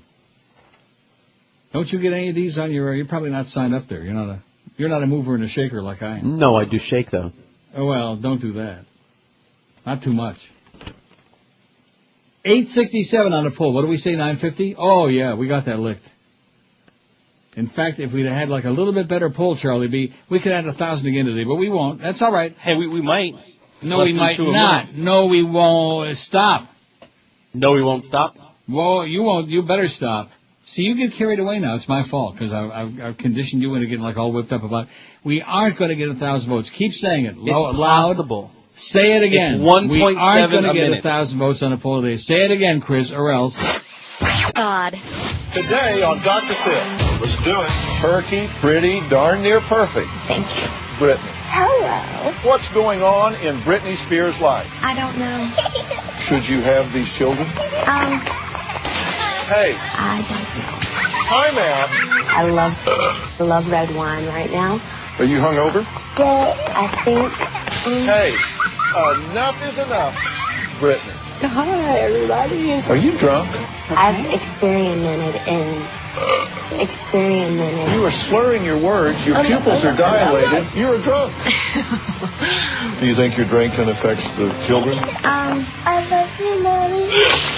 Hey, what in the world is going on? 1244 1601 at 560 WQAM, where we have one. Solamente uno. What? 1 left. What did I just say? Well, I was trying to beat you to it, but, Too late. You're kind of tied. He ought to be tied. I'll get a lot of rope. 1 left. $50 for $100 worth of great food at Joseph's on the Water. And there's 1 left there. I mean, if that isn't gone by 1 o'clock, there's something really rotten in this town. Something really stinks in South Floridaville. Solamente uno, baby. Well, we'll see. See what happens. Gail Collins in the New York Times says, Pat loves Rudy. And that's pathetic. Back in mid-2001, when Mayor Rudy Giuliani was busy committing adultery, lurching into his divorce and third marriage, and rooming with a gay couple he promised to marry as soon as the law allowed, who among us would have imagined that one day he'd be endorsed for president by Pat Robertson? Surely September 11th changed everything.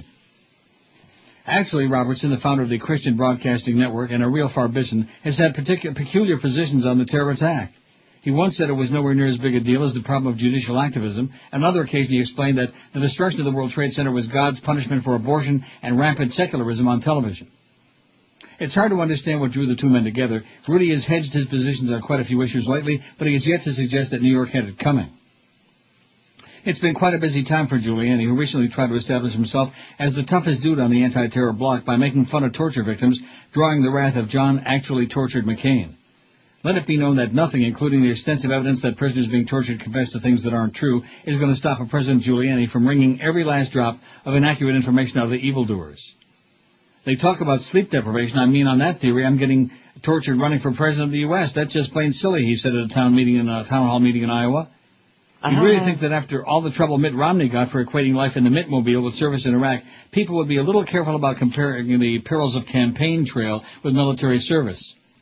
It also gave McCain the opportunity to remind the nation that Rudy got a deferral from serving in Vietnam by convincing his boss, a federal judge, to pull strings and have him declared an essential civilian employee for his clerical work as a law clerk. But we digress. How are we doing with that one certificate, by the way? Still there. Yep. Robertson's backing will surely give Giuliani a leg up among voters who believe that God sends natural disasters to punish Americans, whose school board members believe in the theory of evolution, or have the bad luck to live near an inclusive amusement park. He warned Orlando that when Disney World welcomed gay patrons, it was letting them in for terrorist attacks, earthquakes, tornadoes, and possibly a meteor. Yesterday, Robertson said that America's mayor had won him over because, to me, the overriding issue before the American people is the defense of our population from the bloodlust of Islamic terrorists, so much for judicial activism. Our second goal should be the control of massive government waste and crushing federal deficits. Now, this is the part I've never been able to get. When did government spending become part of the divine agenda? Is there something in the Bible about smiting down federal bureaucrats? Even within the ranks of the social conservatives, Robertson is regarded as a tad over the top. Who among us will forget the time he claimed that the special protein shake he was marketing had enabled him to leg press 2,000 pounds?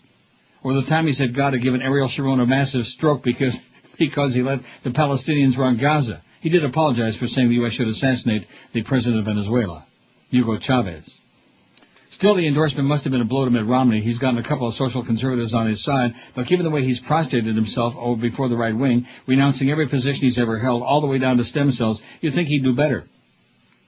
It's a mystery why even someone as loopy as Robertson would pass up the exhaustingly virtuous family man for a long-time hound dog like Rudy, who's been qualifying his liberal social positions but never really retracting them. Persuasion is an important part of politics, and maybe for some leaders that Giuliani is more persuasive, especially in private, suggested John Green, who studies conservative religious movements for the Pew Forum on Religion and Public Life. Pew. It does seem true that miraculous things happen when conservative leaders meet with Giuliani behind closed doors. Maybe they just find Mitt Romney extremely irritating. Maybe Rudy has a secret grip like the Vulcan mind meld, or one of those sleeper holds they have to be used in professional wrestling that fills his victims with an irrational degree of trust. Or maybe his leadership is so powerful that people exposed to it find it impossible to doubt the sincerity of his every word. In which case, I've got a protein shake I'd like to sell you. When in doubt, shake it out, baby. Shake it. Shake that booty. How we doing? Still one? Oh, come on, man. Come on, peephole. Jesus, God almighty. Well, back in the day, do you know if we'd have been doing this back in the day when we really had an audience before Joe Bell destroyed the station, we'd have sold out 50 or 100 in 10, 15 minutes every week. Right. The salad days? In the salad days, yeah. We'd have sold a bunch of salads. But look on the bright side. Yeah. Feet for the feet. That's true. We got our feet for the feet. That's what I got, me some feet. I should say cleats. Oh, man. We got 880 on the poll, and then Bozo over there, he thinks we're going to get 1,000, Mr. Hotshot. You're a crazy person. We can do it. You're not going to do it. It's not going to happen. 950 will make me very pleased, very happy. I'll waddle out of here at 2 o'clock and say, oh, okay. I'm glad that's over. Isn't that what you're going to say? Sure. I knew it would be. We still got that one. Oh, brother. I think I'll buy it. Okay. No, I'm not going to buy it. I don't have $50. I can't afford it. Uh-huh. I got too many people I got to, subsidize. You know what I'm saying? Well, instead of giving them money, you can just give them this. Give them what? That. The certificate. You'll save $50 instead of giving them $100. You just give them the and who's going to buy the plane ticket? I'm going to buy that too? Sure. Democratic Steve Beshear easily defeated the scandal-plagued Republican incumbent Tuesday to become governor of Kentucky, pulling off a political comeback 20 years after he last held office. Governor Ernie Fletcher had won 4 years earlier on a campaign promise to clean up Frankfort, Kentucky, but was weakened by an indictment charging that he rewarded politically connected Republicans with jobs at the expense of Democrats. Not another crooked Republican, another crooked politician. A Lexington attorney who had lost his last 2 political races, Beshear had little problem against Fletcher. He reminded voters about Fletcher's scandal at every opportunity, whether in televised debates, political ads, or stump speeches. Beshear made ethics a key issue in the gubernatorial race, saying Fletcher had not only broken his promise from 4 years ago, but actually made a mess of his own. Beshear had 59% to Fletcher's 41%. I wonder what Fletcher's mother was called. Mother Fletcher? I wonder if Fletcher knows Del Pletcher. Well, I sure hope not. Who?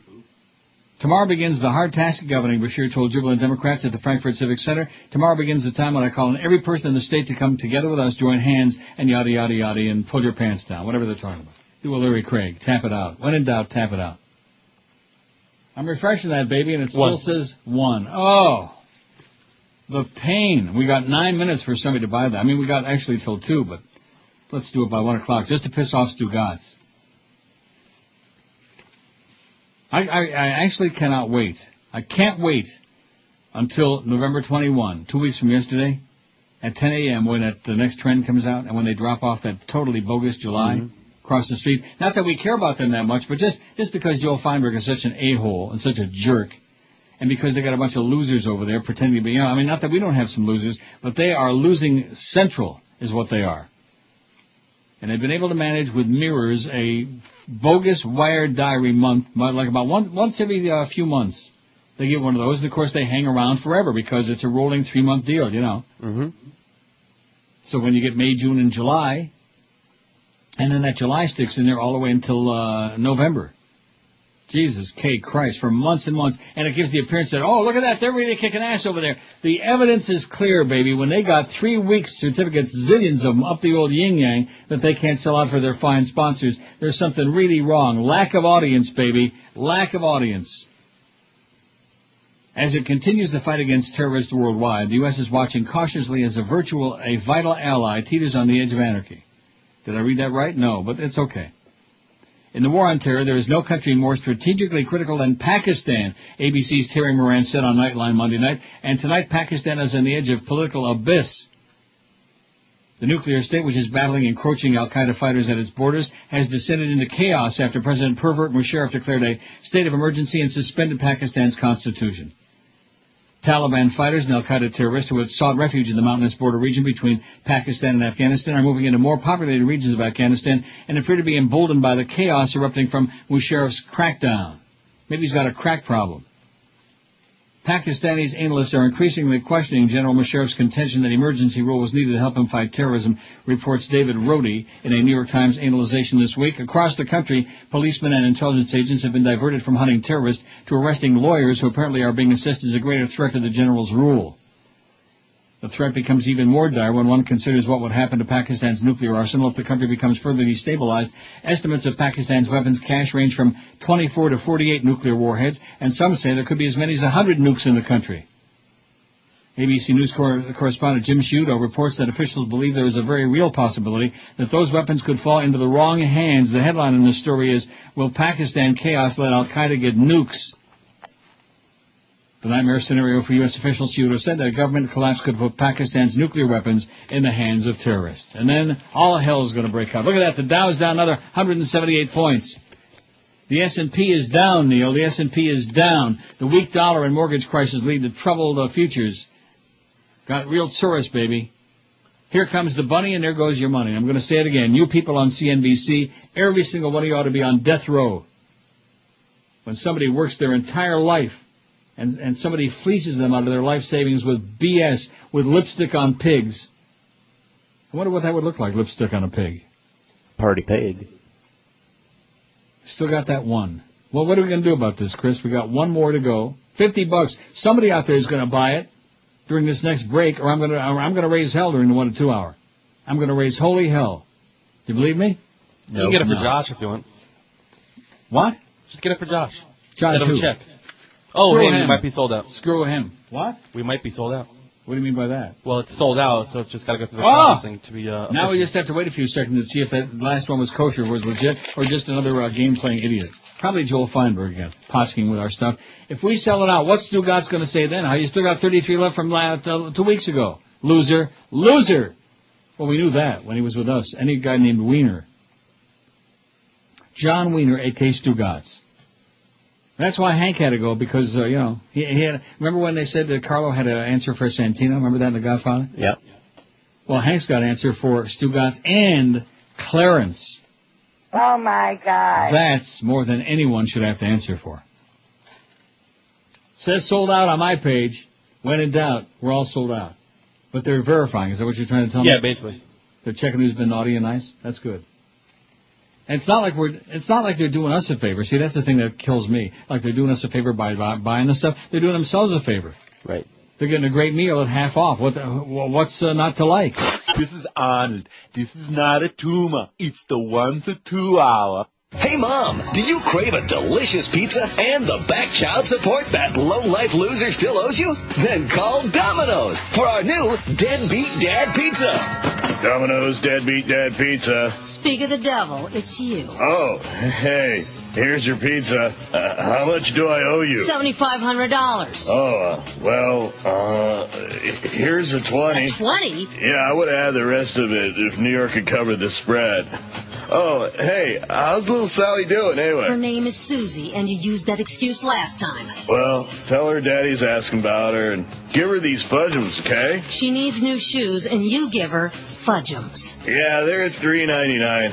I'll just take it off what I owe you. Oh, okay. Domino's Deadbeat Dad Pizza. Open the door. It's that SOB. Look at that. 890 votes on the poll. 890 WLS. I wonder if I have any of them old jingles. You've got them on a cart there somewhere. I got them in the computer. You do? I don't got it. WLS?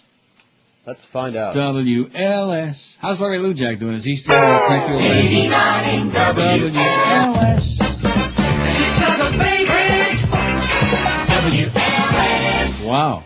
Those are the days, baby. Back in the days of the great jingles. Yep. The best music. WLS. WLS. I think That's I'm done. it? Yeah. Well, don't forget about WABC. that, too. All those great Pam's jingles, baby, with the personalities and, like, real radio. It was fun. It was exciting. And now we got Best on WABC. Oh, I got all kinds of jingles. Music Radio WABC. What about Keener? We got any Keener 13 jingles from Detroit? WKNR. We got those? Checking it out. No. No? Even on a cart? That's bad. CKLW yesterday. Wherever you go, go gold with 77 WABC. Go gold!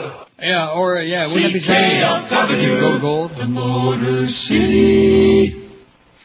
I would put a net in the toilet if I could go gold. Big Jimmy says, I figured out why I don't like living in South Florida anymore. It's because of all the people surrounding me that hate South Florida. All they do is complain how they want to move, and people are rude down here. Well, guess what? They're what's rude about South Florida. You are leading the pack. You are the petri dish of hate down here. Maybe if you and the other complainers try to help out what's wrong, instead of adding to the problem, it could be better down here. It takes a village, Neil, a village. Oh, so yeah. cute. So village sarcastic. my ass. Not cute? About that big. Very funny. Hey, I make the best of it every day. Yeah. I'm as nice as I can manage. Even nicer than I can manage. Yeah, I think you're the leader of the parade, man. That's right. The hate parade. You're the petri dish of among. Someplace special for sports. Uh-oh. WIOD. Oh. Miami. You got to be kidding me. WIOD. Oh, I hate that station. Red snapper. I love this one. Key lime pie. Stone crabs. Then my oh my. You love the delicious sound of WIOD. I have just tasted your snapper. Say it again, man. I have just tasted your snapper. Yeah, like Irv Schindler, Miami Beach, Miami. Irv is dead now, though. Remember that? What was that nickname he had that Ellie Brucker wrote about? Swifty Schindler. I never heard that in my life. I worked with a guy for, 2 years. And then he worked for me at WSNews. Let's go back to the WNWS. Let's wipe that fan crap off 790 and put back on the air WNWS. Let's get back Alice Rantel and Mr. Ego and Barbara Studley and whatever. We'll dig Jerry Williams up, too. A lot of dead people, man, I worked with. Wow. I bet you Steve Daly is dead. I bet you Prescott Robinson is dead. I know Dick Casper is dead. What about Luke Crone? Is he still alive? Oh, that's right. His kid works in the sales department over at Power, right? Still?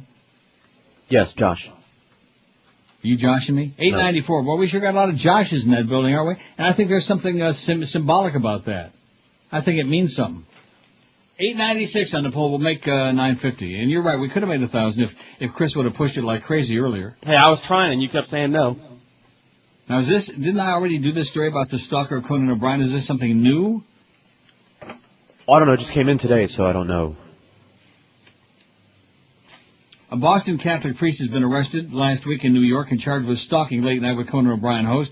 The alleged stalker, the Reverend David Adjemian. I don't think there's anything new in this. Oh, then never mind. Over the past 14 months, O'Brien was flooded with threatening emails, postcards, and aggressive letters sent by Adjemian, who now faces charges of aggravated harassment and stalking.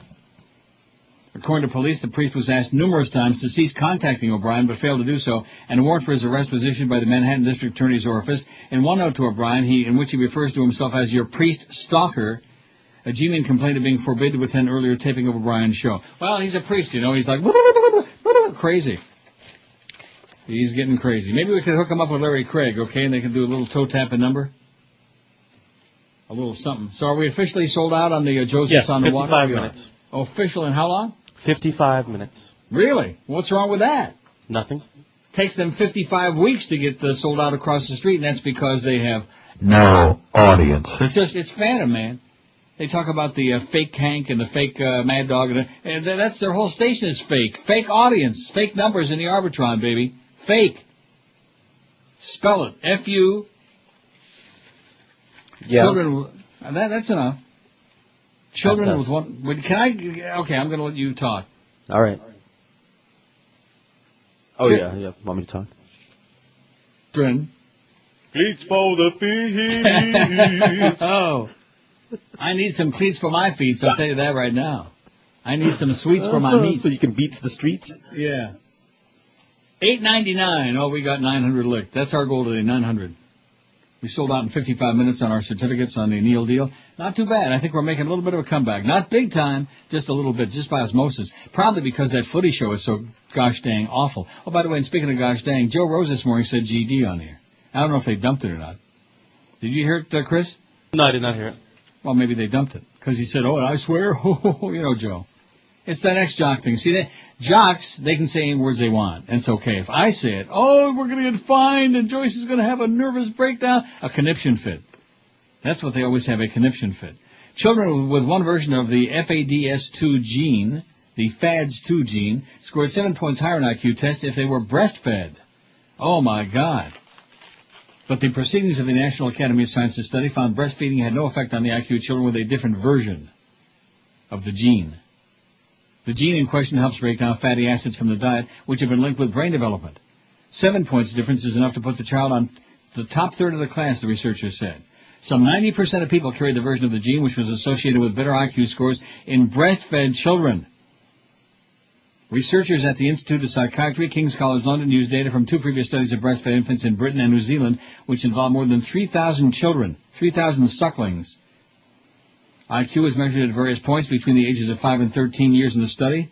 Previous studies on intelligent breastfeeding have come up with conflicting results. Don't you think 13 is a little bit too old to be breastfeeding? Oh, I see.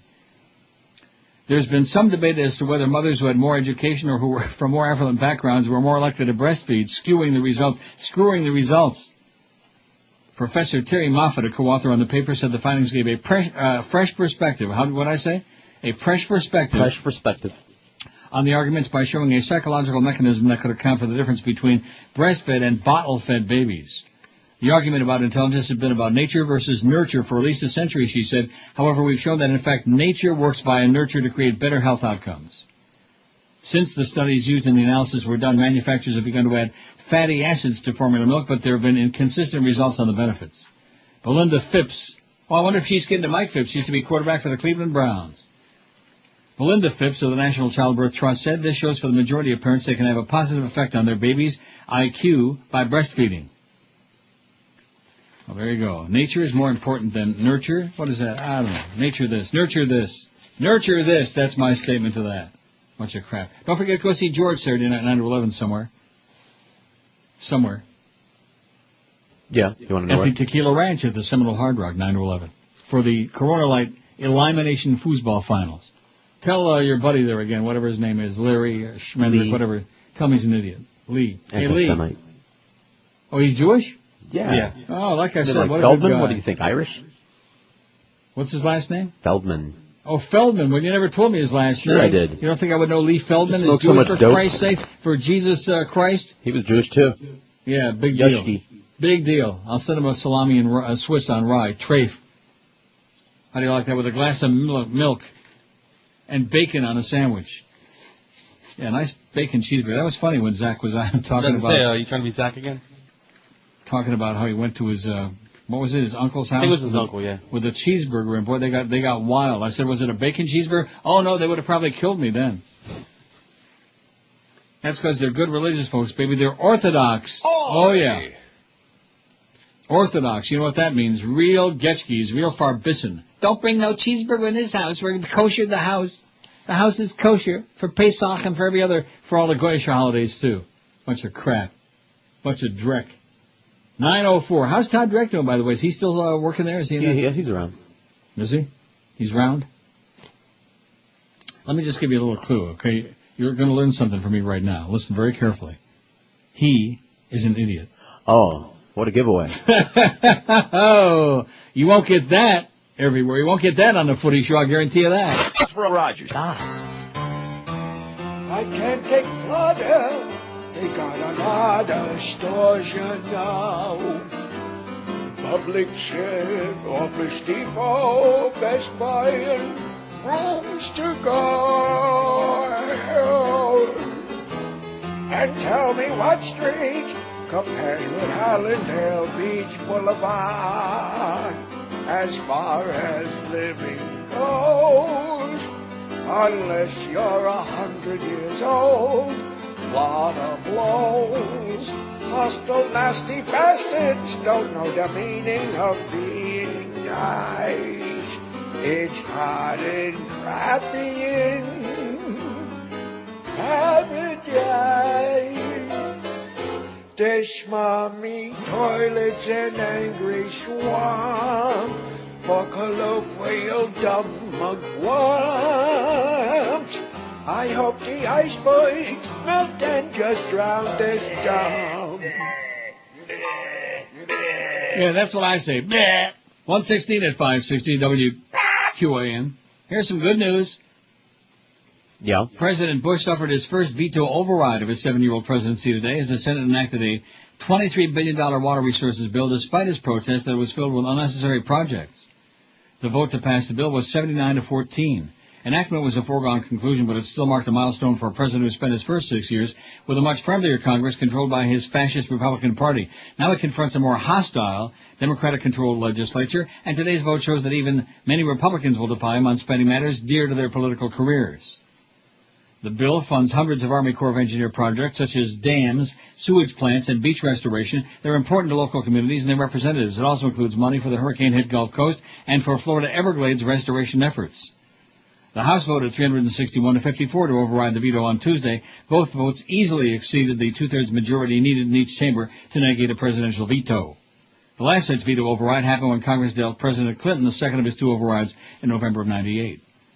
Bush vetoed no bills during his first 5 years in office. He has since vetoed a bill on stem cell research twice, an Iraq spending bill that set guidelines for troop withdrawals, and a children's health insurance bill. House and Senate Republicans managed to sustain those vetoes, but he had vehemently objected to the water bill. But they broke ranks on the Water Resources Development Act, or WRDA, which Bush vetoed November 2, calling it too expensive. His supporters have noted that the Army Corps has a backlog of $58 billion worth of projects and an annual budget of about $2 billion to address them. The bill, the first water system restoration and flood control authorization passed by Congress since 2000, will cost $11.2 billion over the next 4 years and $12 billion in the next 10 years after that, according to the CBO. Flood protection projects along the Gulf Coast, including 100-year levee protection in New Orleans, would cost about $7 billion if fully funded. The bill approves the projects but doesn't fund them. Some of Bush's most adherent allies argued for the override. This bill is enormously important and has been a long time coming, said Senator David Vitter, whose state was hammered by Hurricane Katrina 2 years ago. And I guarantee you he's probably been hammered for a long time. David Vitter. Hey, honey, how much? How much, honey? You got some money? And let's have some funny. 918 on the poll, by the way. Chris would have really pushed like mad. Yeah, well, I was trying, but, you know. We'd have made the 975. We're not going to get no 1,000. Maybe tomorrow. We need two a minute to get to 1,000. I mean, it's doable. But, what's the point when you know you're not going to do it? It's like the Dolphins showing up and getting suited up in uniform on Sunday. What's the point? They're going to get a win this year, don't worry. Against the Jets? Jetsuck. Who do they play this week? They can't have another Buffalo. bye. Oh, the Bills. Bills will kick their ass. You kidding me? In Buffalo, right? I believe so, yes. Oh, my God. You know what you're going to be hearing on Monday? And you could bet all the money in the world, including what you ain't got, that you're going to be hearing this. Hey! Stench of cow manure. hovers over this performance by the Dolphins. And by the way, what's that subliminal thing we have in the last? Was it in the last rejoin where it's QM in the back of your ticket? Well, what is that? Ticket. I missed it. It must have been subliminal. Am I the only one that's noticed that? I guess so. That's very subliminal. What was the last rejoin that you played? You got it? Yeah, back it up.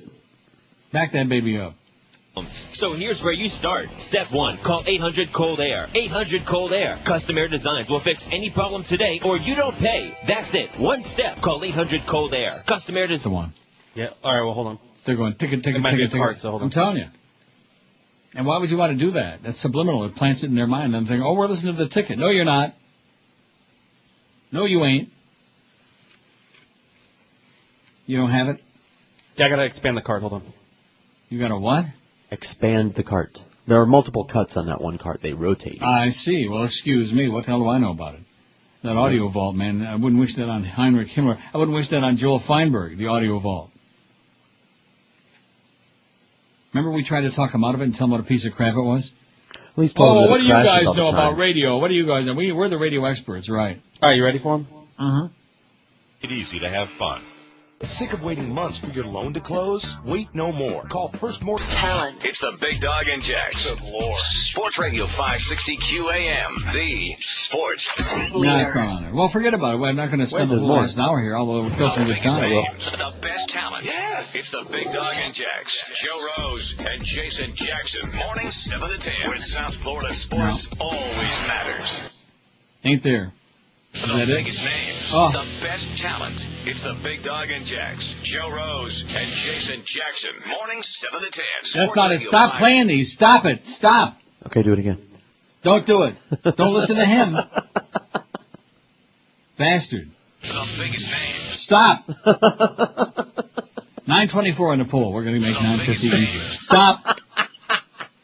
All right, I'm going to tell you what. I'm putting my feet up on the table. You only got like 38 minutes to go. Yeah, that's what I need. Feet for my cleats. As can say cleats. For Pete's sake. Senator Chuck Hagel, speaking to an audience of Lincoln High School students, warned this week that the nation may need to turn to compulsory military service or some kind of draft to support the wars in Iraq and Afghanistan. Questioned after a speech, Hagel said he's not calling for reinstatement of the military draft, but he said the growing difficulty of maintaining an adequate volunteer military force is a reality. I'm just stating the obvious, he said. At some point, we're going to have to make a decision how to attract a quality force. Hagel, a Vietnam veteran and Purple Heart recipient, spoke to more than 120 government and history students as part of a project to have veterans speak to students about their experiences. The U.S. military draft ended in 1973, part of the bitter reaction to the war in Vietnam, the butchering of 58,000 American kids who came home in body bags.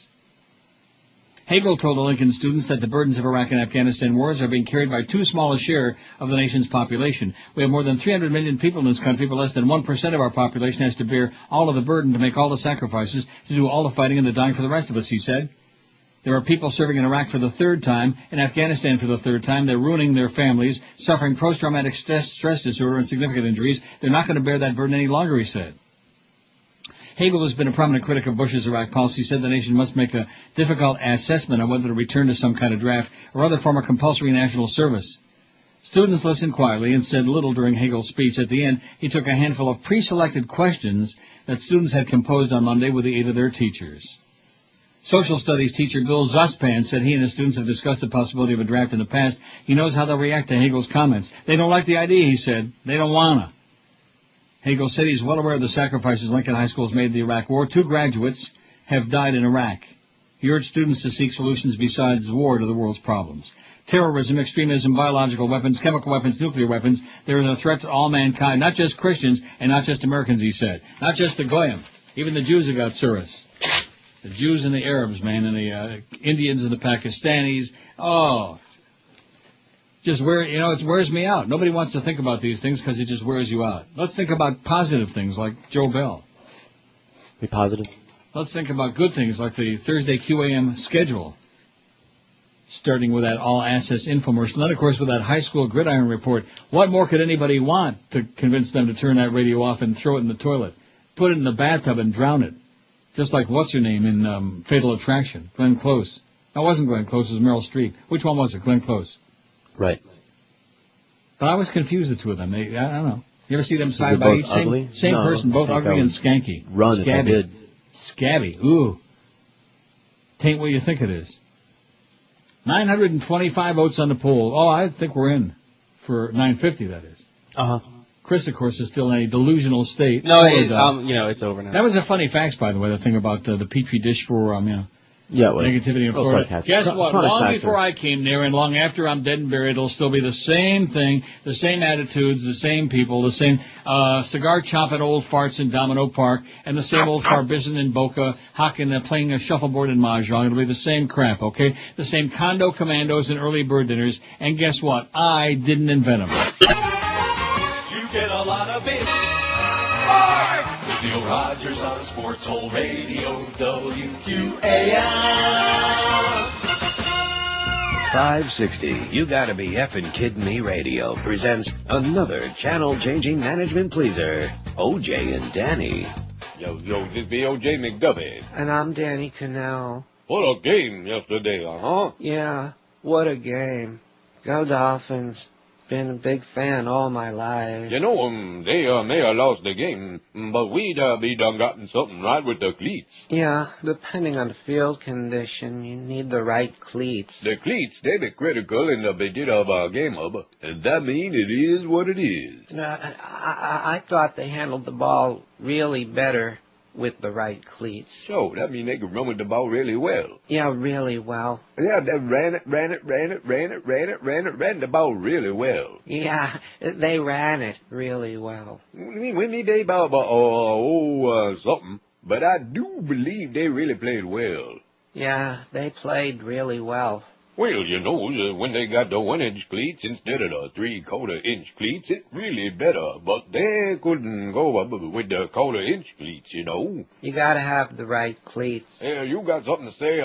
Hit us up 5, 6, 7, 8, 9, 10. Oh, yo. What is this? You getting your checks from the Dolphins or something? What's with all this gay worship? Hey. No, I mean there's more important things going on than the garbage you're putting on the air. You don't like it? Tune out. I will. I say tune out. All right, I will. You don't need nobody listening, right, Danny? That what management says. Right. Now, like I was saying about the cleats. Yeah, the cleats. That guy was wrong.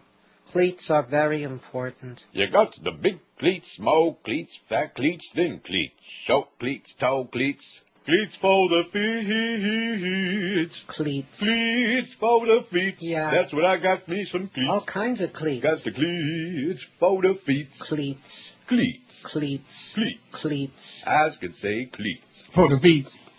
132 after the Dolphins have suffered a lot of this year defeats. Oh, yeah. That's their specialty du jour, a defeat.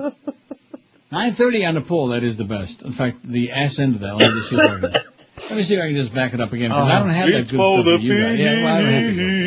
Okay. Cleats for the feet. That's what I got me some cleats. I'm going to make a CD with just that on it and play it all day on the way home. Yeah, I think we're going to do 4 hours of Cleats for the Feet and still beat the hell out of Orangehead over there across the street. That's all they care about. They don't care about across the streets. Yeah.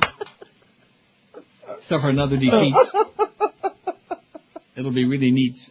931 on the poll. I'm not going to read the result till the ass end of the show because it's such a bad poll. Sorry, Charlie. I don't want to, rip your ass, but boy, in fact, every day now I look through this pile and, oh, my God. Here's one. Joe Bell reminds me of an incompetent, uncaring, deadbeat blank. Relative, friend, former friend, boss of my own. I mean, come on. Come on. He's Jolly Joe. I mean, whatever your name is. Charlie. I know what his name is. Just cut the crap. The Jerry Springer Show is calling to invite you to appear as a guest. Someone you know wants to bash and humiliate you on national TV. You get an all-expense-paid trip to Chicago. Your response. And then he's got, The Judge Judy Show is calling. Someone is suing you, and the choice is yours. Which Spice Girl was your favorite? Oh, God. The spicy one. Oh, my goodness. 931 on the poll, Chris. I told you 950, easy. Yep. Just ease into it. No pressure. You create a lot of pressure when you come up with these unrealistic numbers. It would be like if we had 40,000 of those certificates to sell for restaurants, Mm-hmm. Oh, we only got 39,800 left, What's that? What would that be all about? Unrealistic numbers, expecting a 5 share in the next trend. Unrealistic, don't you think? A little. But across the street, I think if they expect even like a, that's going to be high. I mean, whatever is below a, that's what they're going to have when they drop off that bogus July. I mean, I've been doing this for 100 years, and I've never, I mean, you know, you see Wired Diaries, and you see bizarre months that, you know, are not accurate. Like the Coast was doing that for a while. Remember the Coast had all these men listening allegedly, and Life used to do it? But 15 shares at night in men, 15 freaking shares, they turn into a point the next month? Come on, Joel. Who are you kidding, huh? Who are you and Daddy kidding? And your band of make-believe journeymen over there. Even MeFo they blew out over there. That tells you how desperate they are. When they even blew out MeFo. Well, what's the story with him? Did he land on his feet? Has he got cleats for his feet? Cleats for the feet. There you go. There's an idea. Cleats for the feet. 5 to 7 I don't think he's on anymore. He works over there. What? I don't think he's on anymore over there. At all? I don't know. I heard that. But, you know, I don't know that for a fact. No Mo? I mean, look at all the available talent out there. You got the Mo Meisters and out of work. Is he still on 850 doing stuff or not? Do we know? No idea. Does anybody care? No. That's what Jolly Joe told me when he first came to town. He said, just say to Mo. And then, of course, he proceeded to destroy the station. But nevertheless, nice going, Jolly Joe. Just make sure I get paid today or tomorrow. That's all. That's all I care about. Just keep the money coming, Sonny.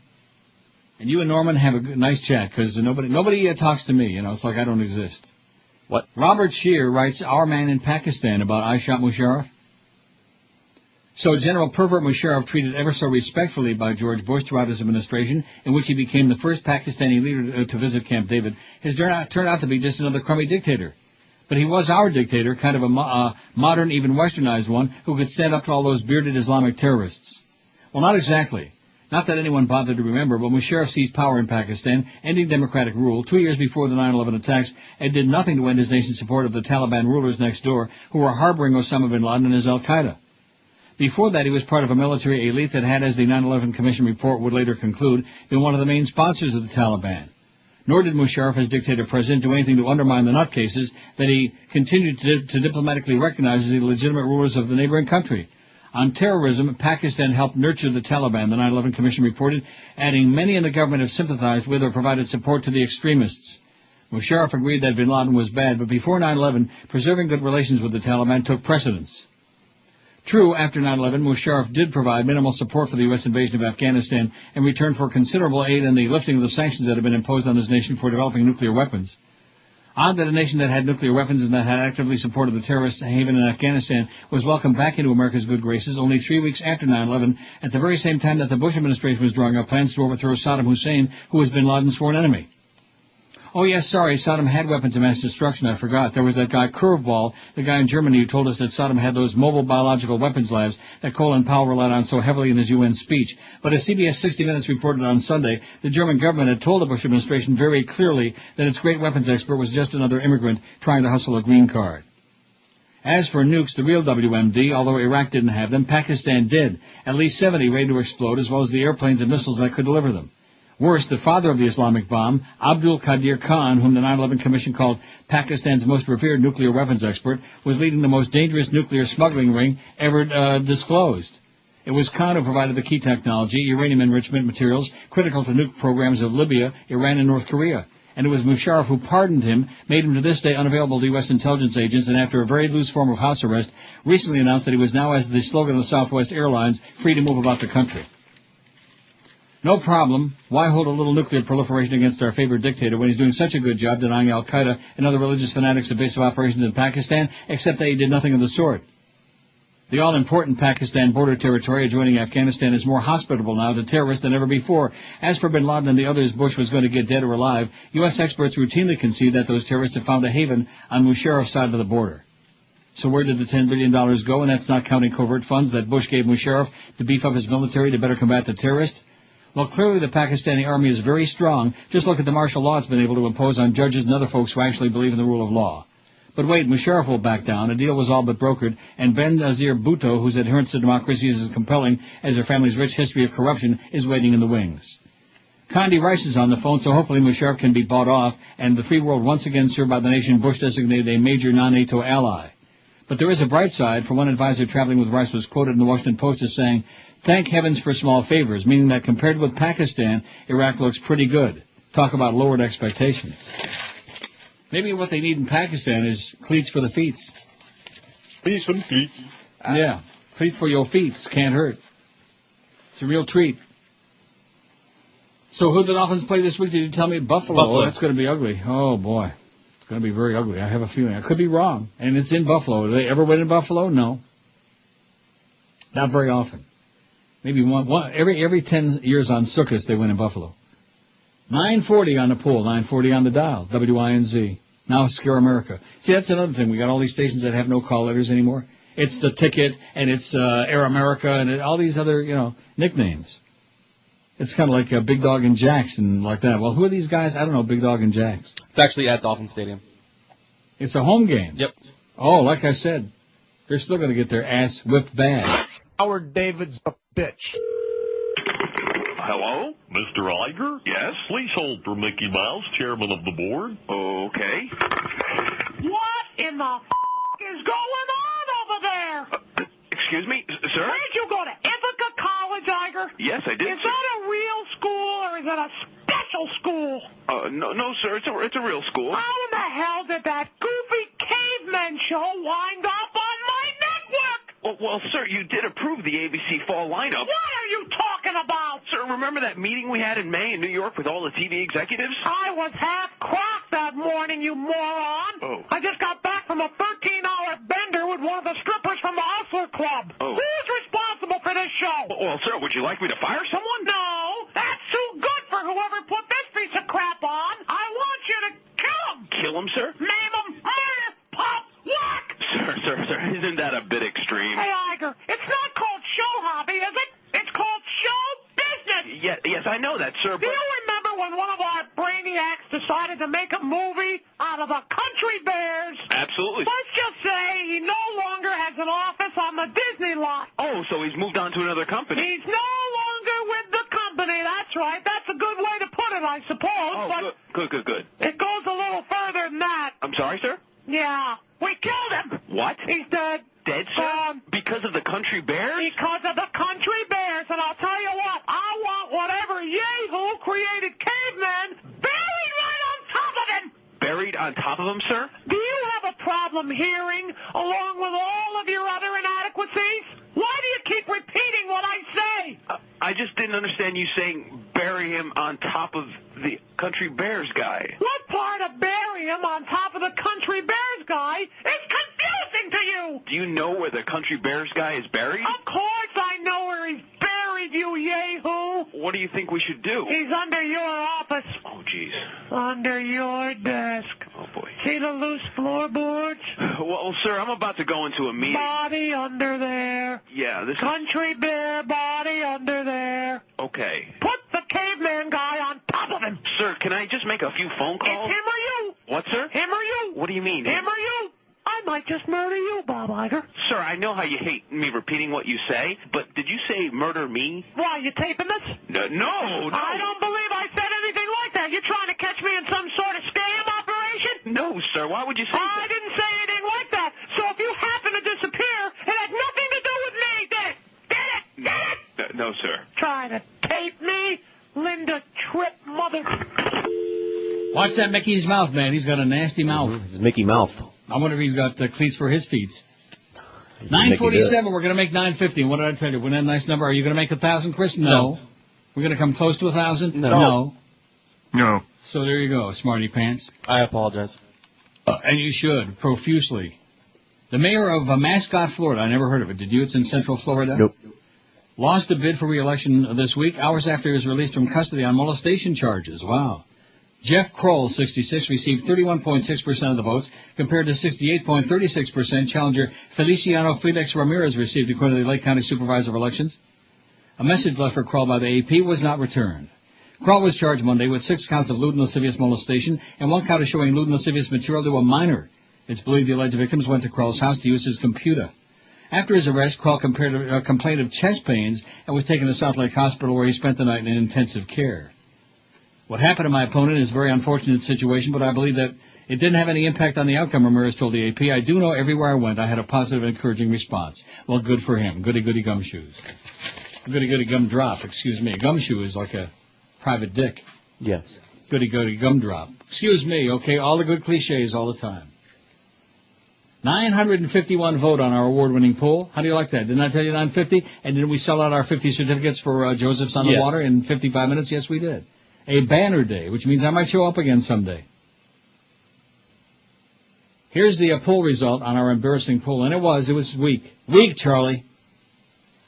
If a child of mine ever called the cops on me, I blank. Probably would give him gave him good reason to, 281. Not only is the poll bad, but my reading of it is even worse. Probably gave him good reason to, 281. Would beat the Schmidt out of him, 229. Would lay a guilt trip on him to last a lifetime, 117. Don't have kids, don't want them, 86. Wouldn't love him any less, 56. Would disown him, 51. Would kick him out of the house, 49. Would write him out of my will, 36. Would kill the bastard. About 30, man. And would never speak to him again, 18. 950 some odd. 952. Not bad, huh? 952. Not bad. And what are you thinking? What am I thinking?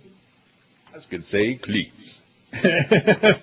Oh, yeah, that's. What a feat. It's one of those things that gets in your head. You know? Oh, boy, does it under your skin. And you can't get it out. That's all we're going to say all day long. Cleats for my feet.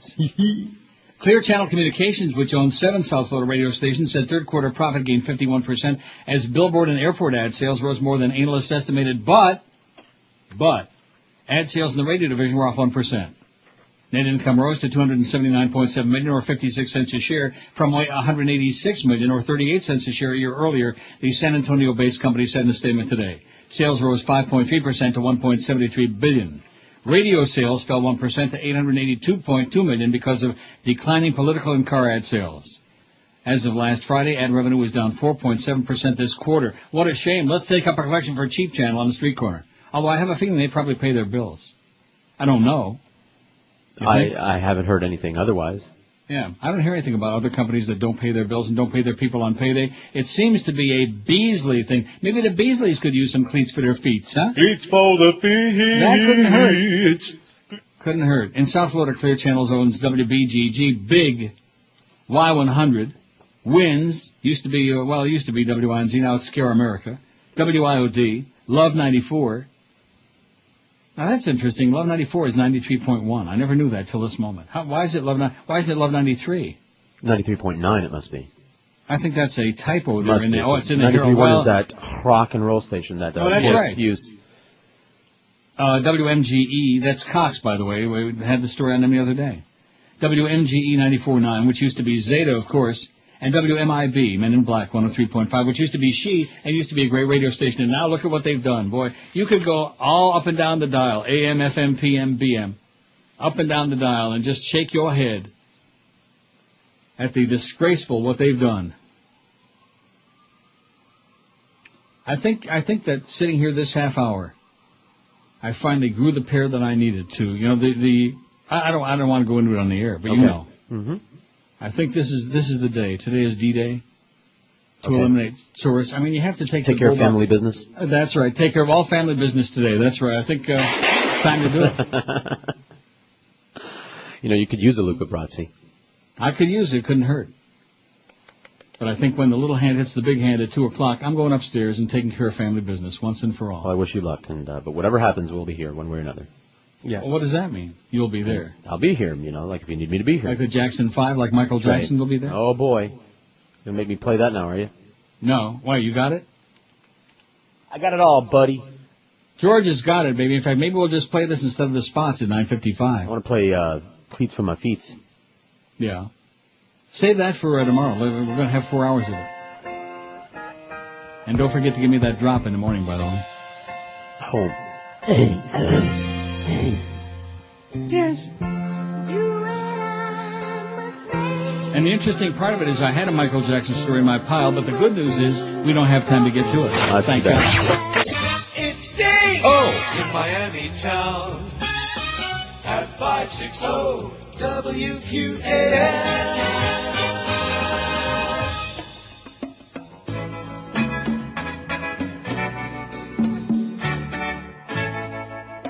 Way down yonder, in the heart of Dixie, the land of cotton see. Their drug labs are cranking out methamphetamine. Churches of peace and good are the labs in the moon. Crystal meth sensation. The Christian redneck's new recreation.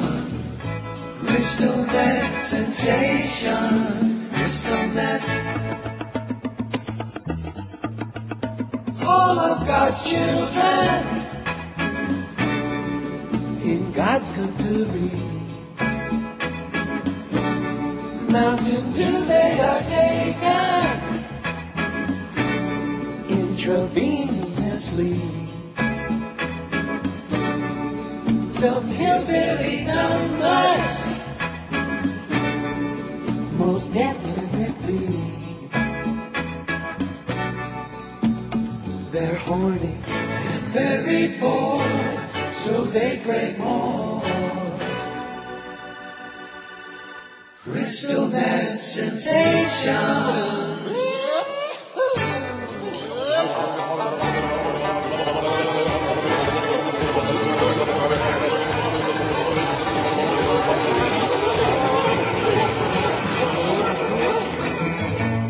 Bye, bye, bye!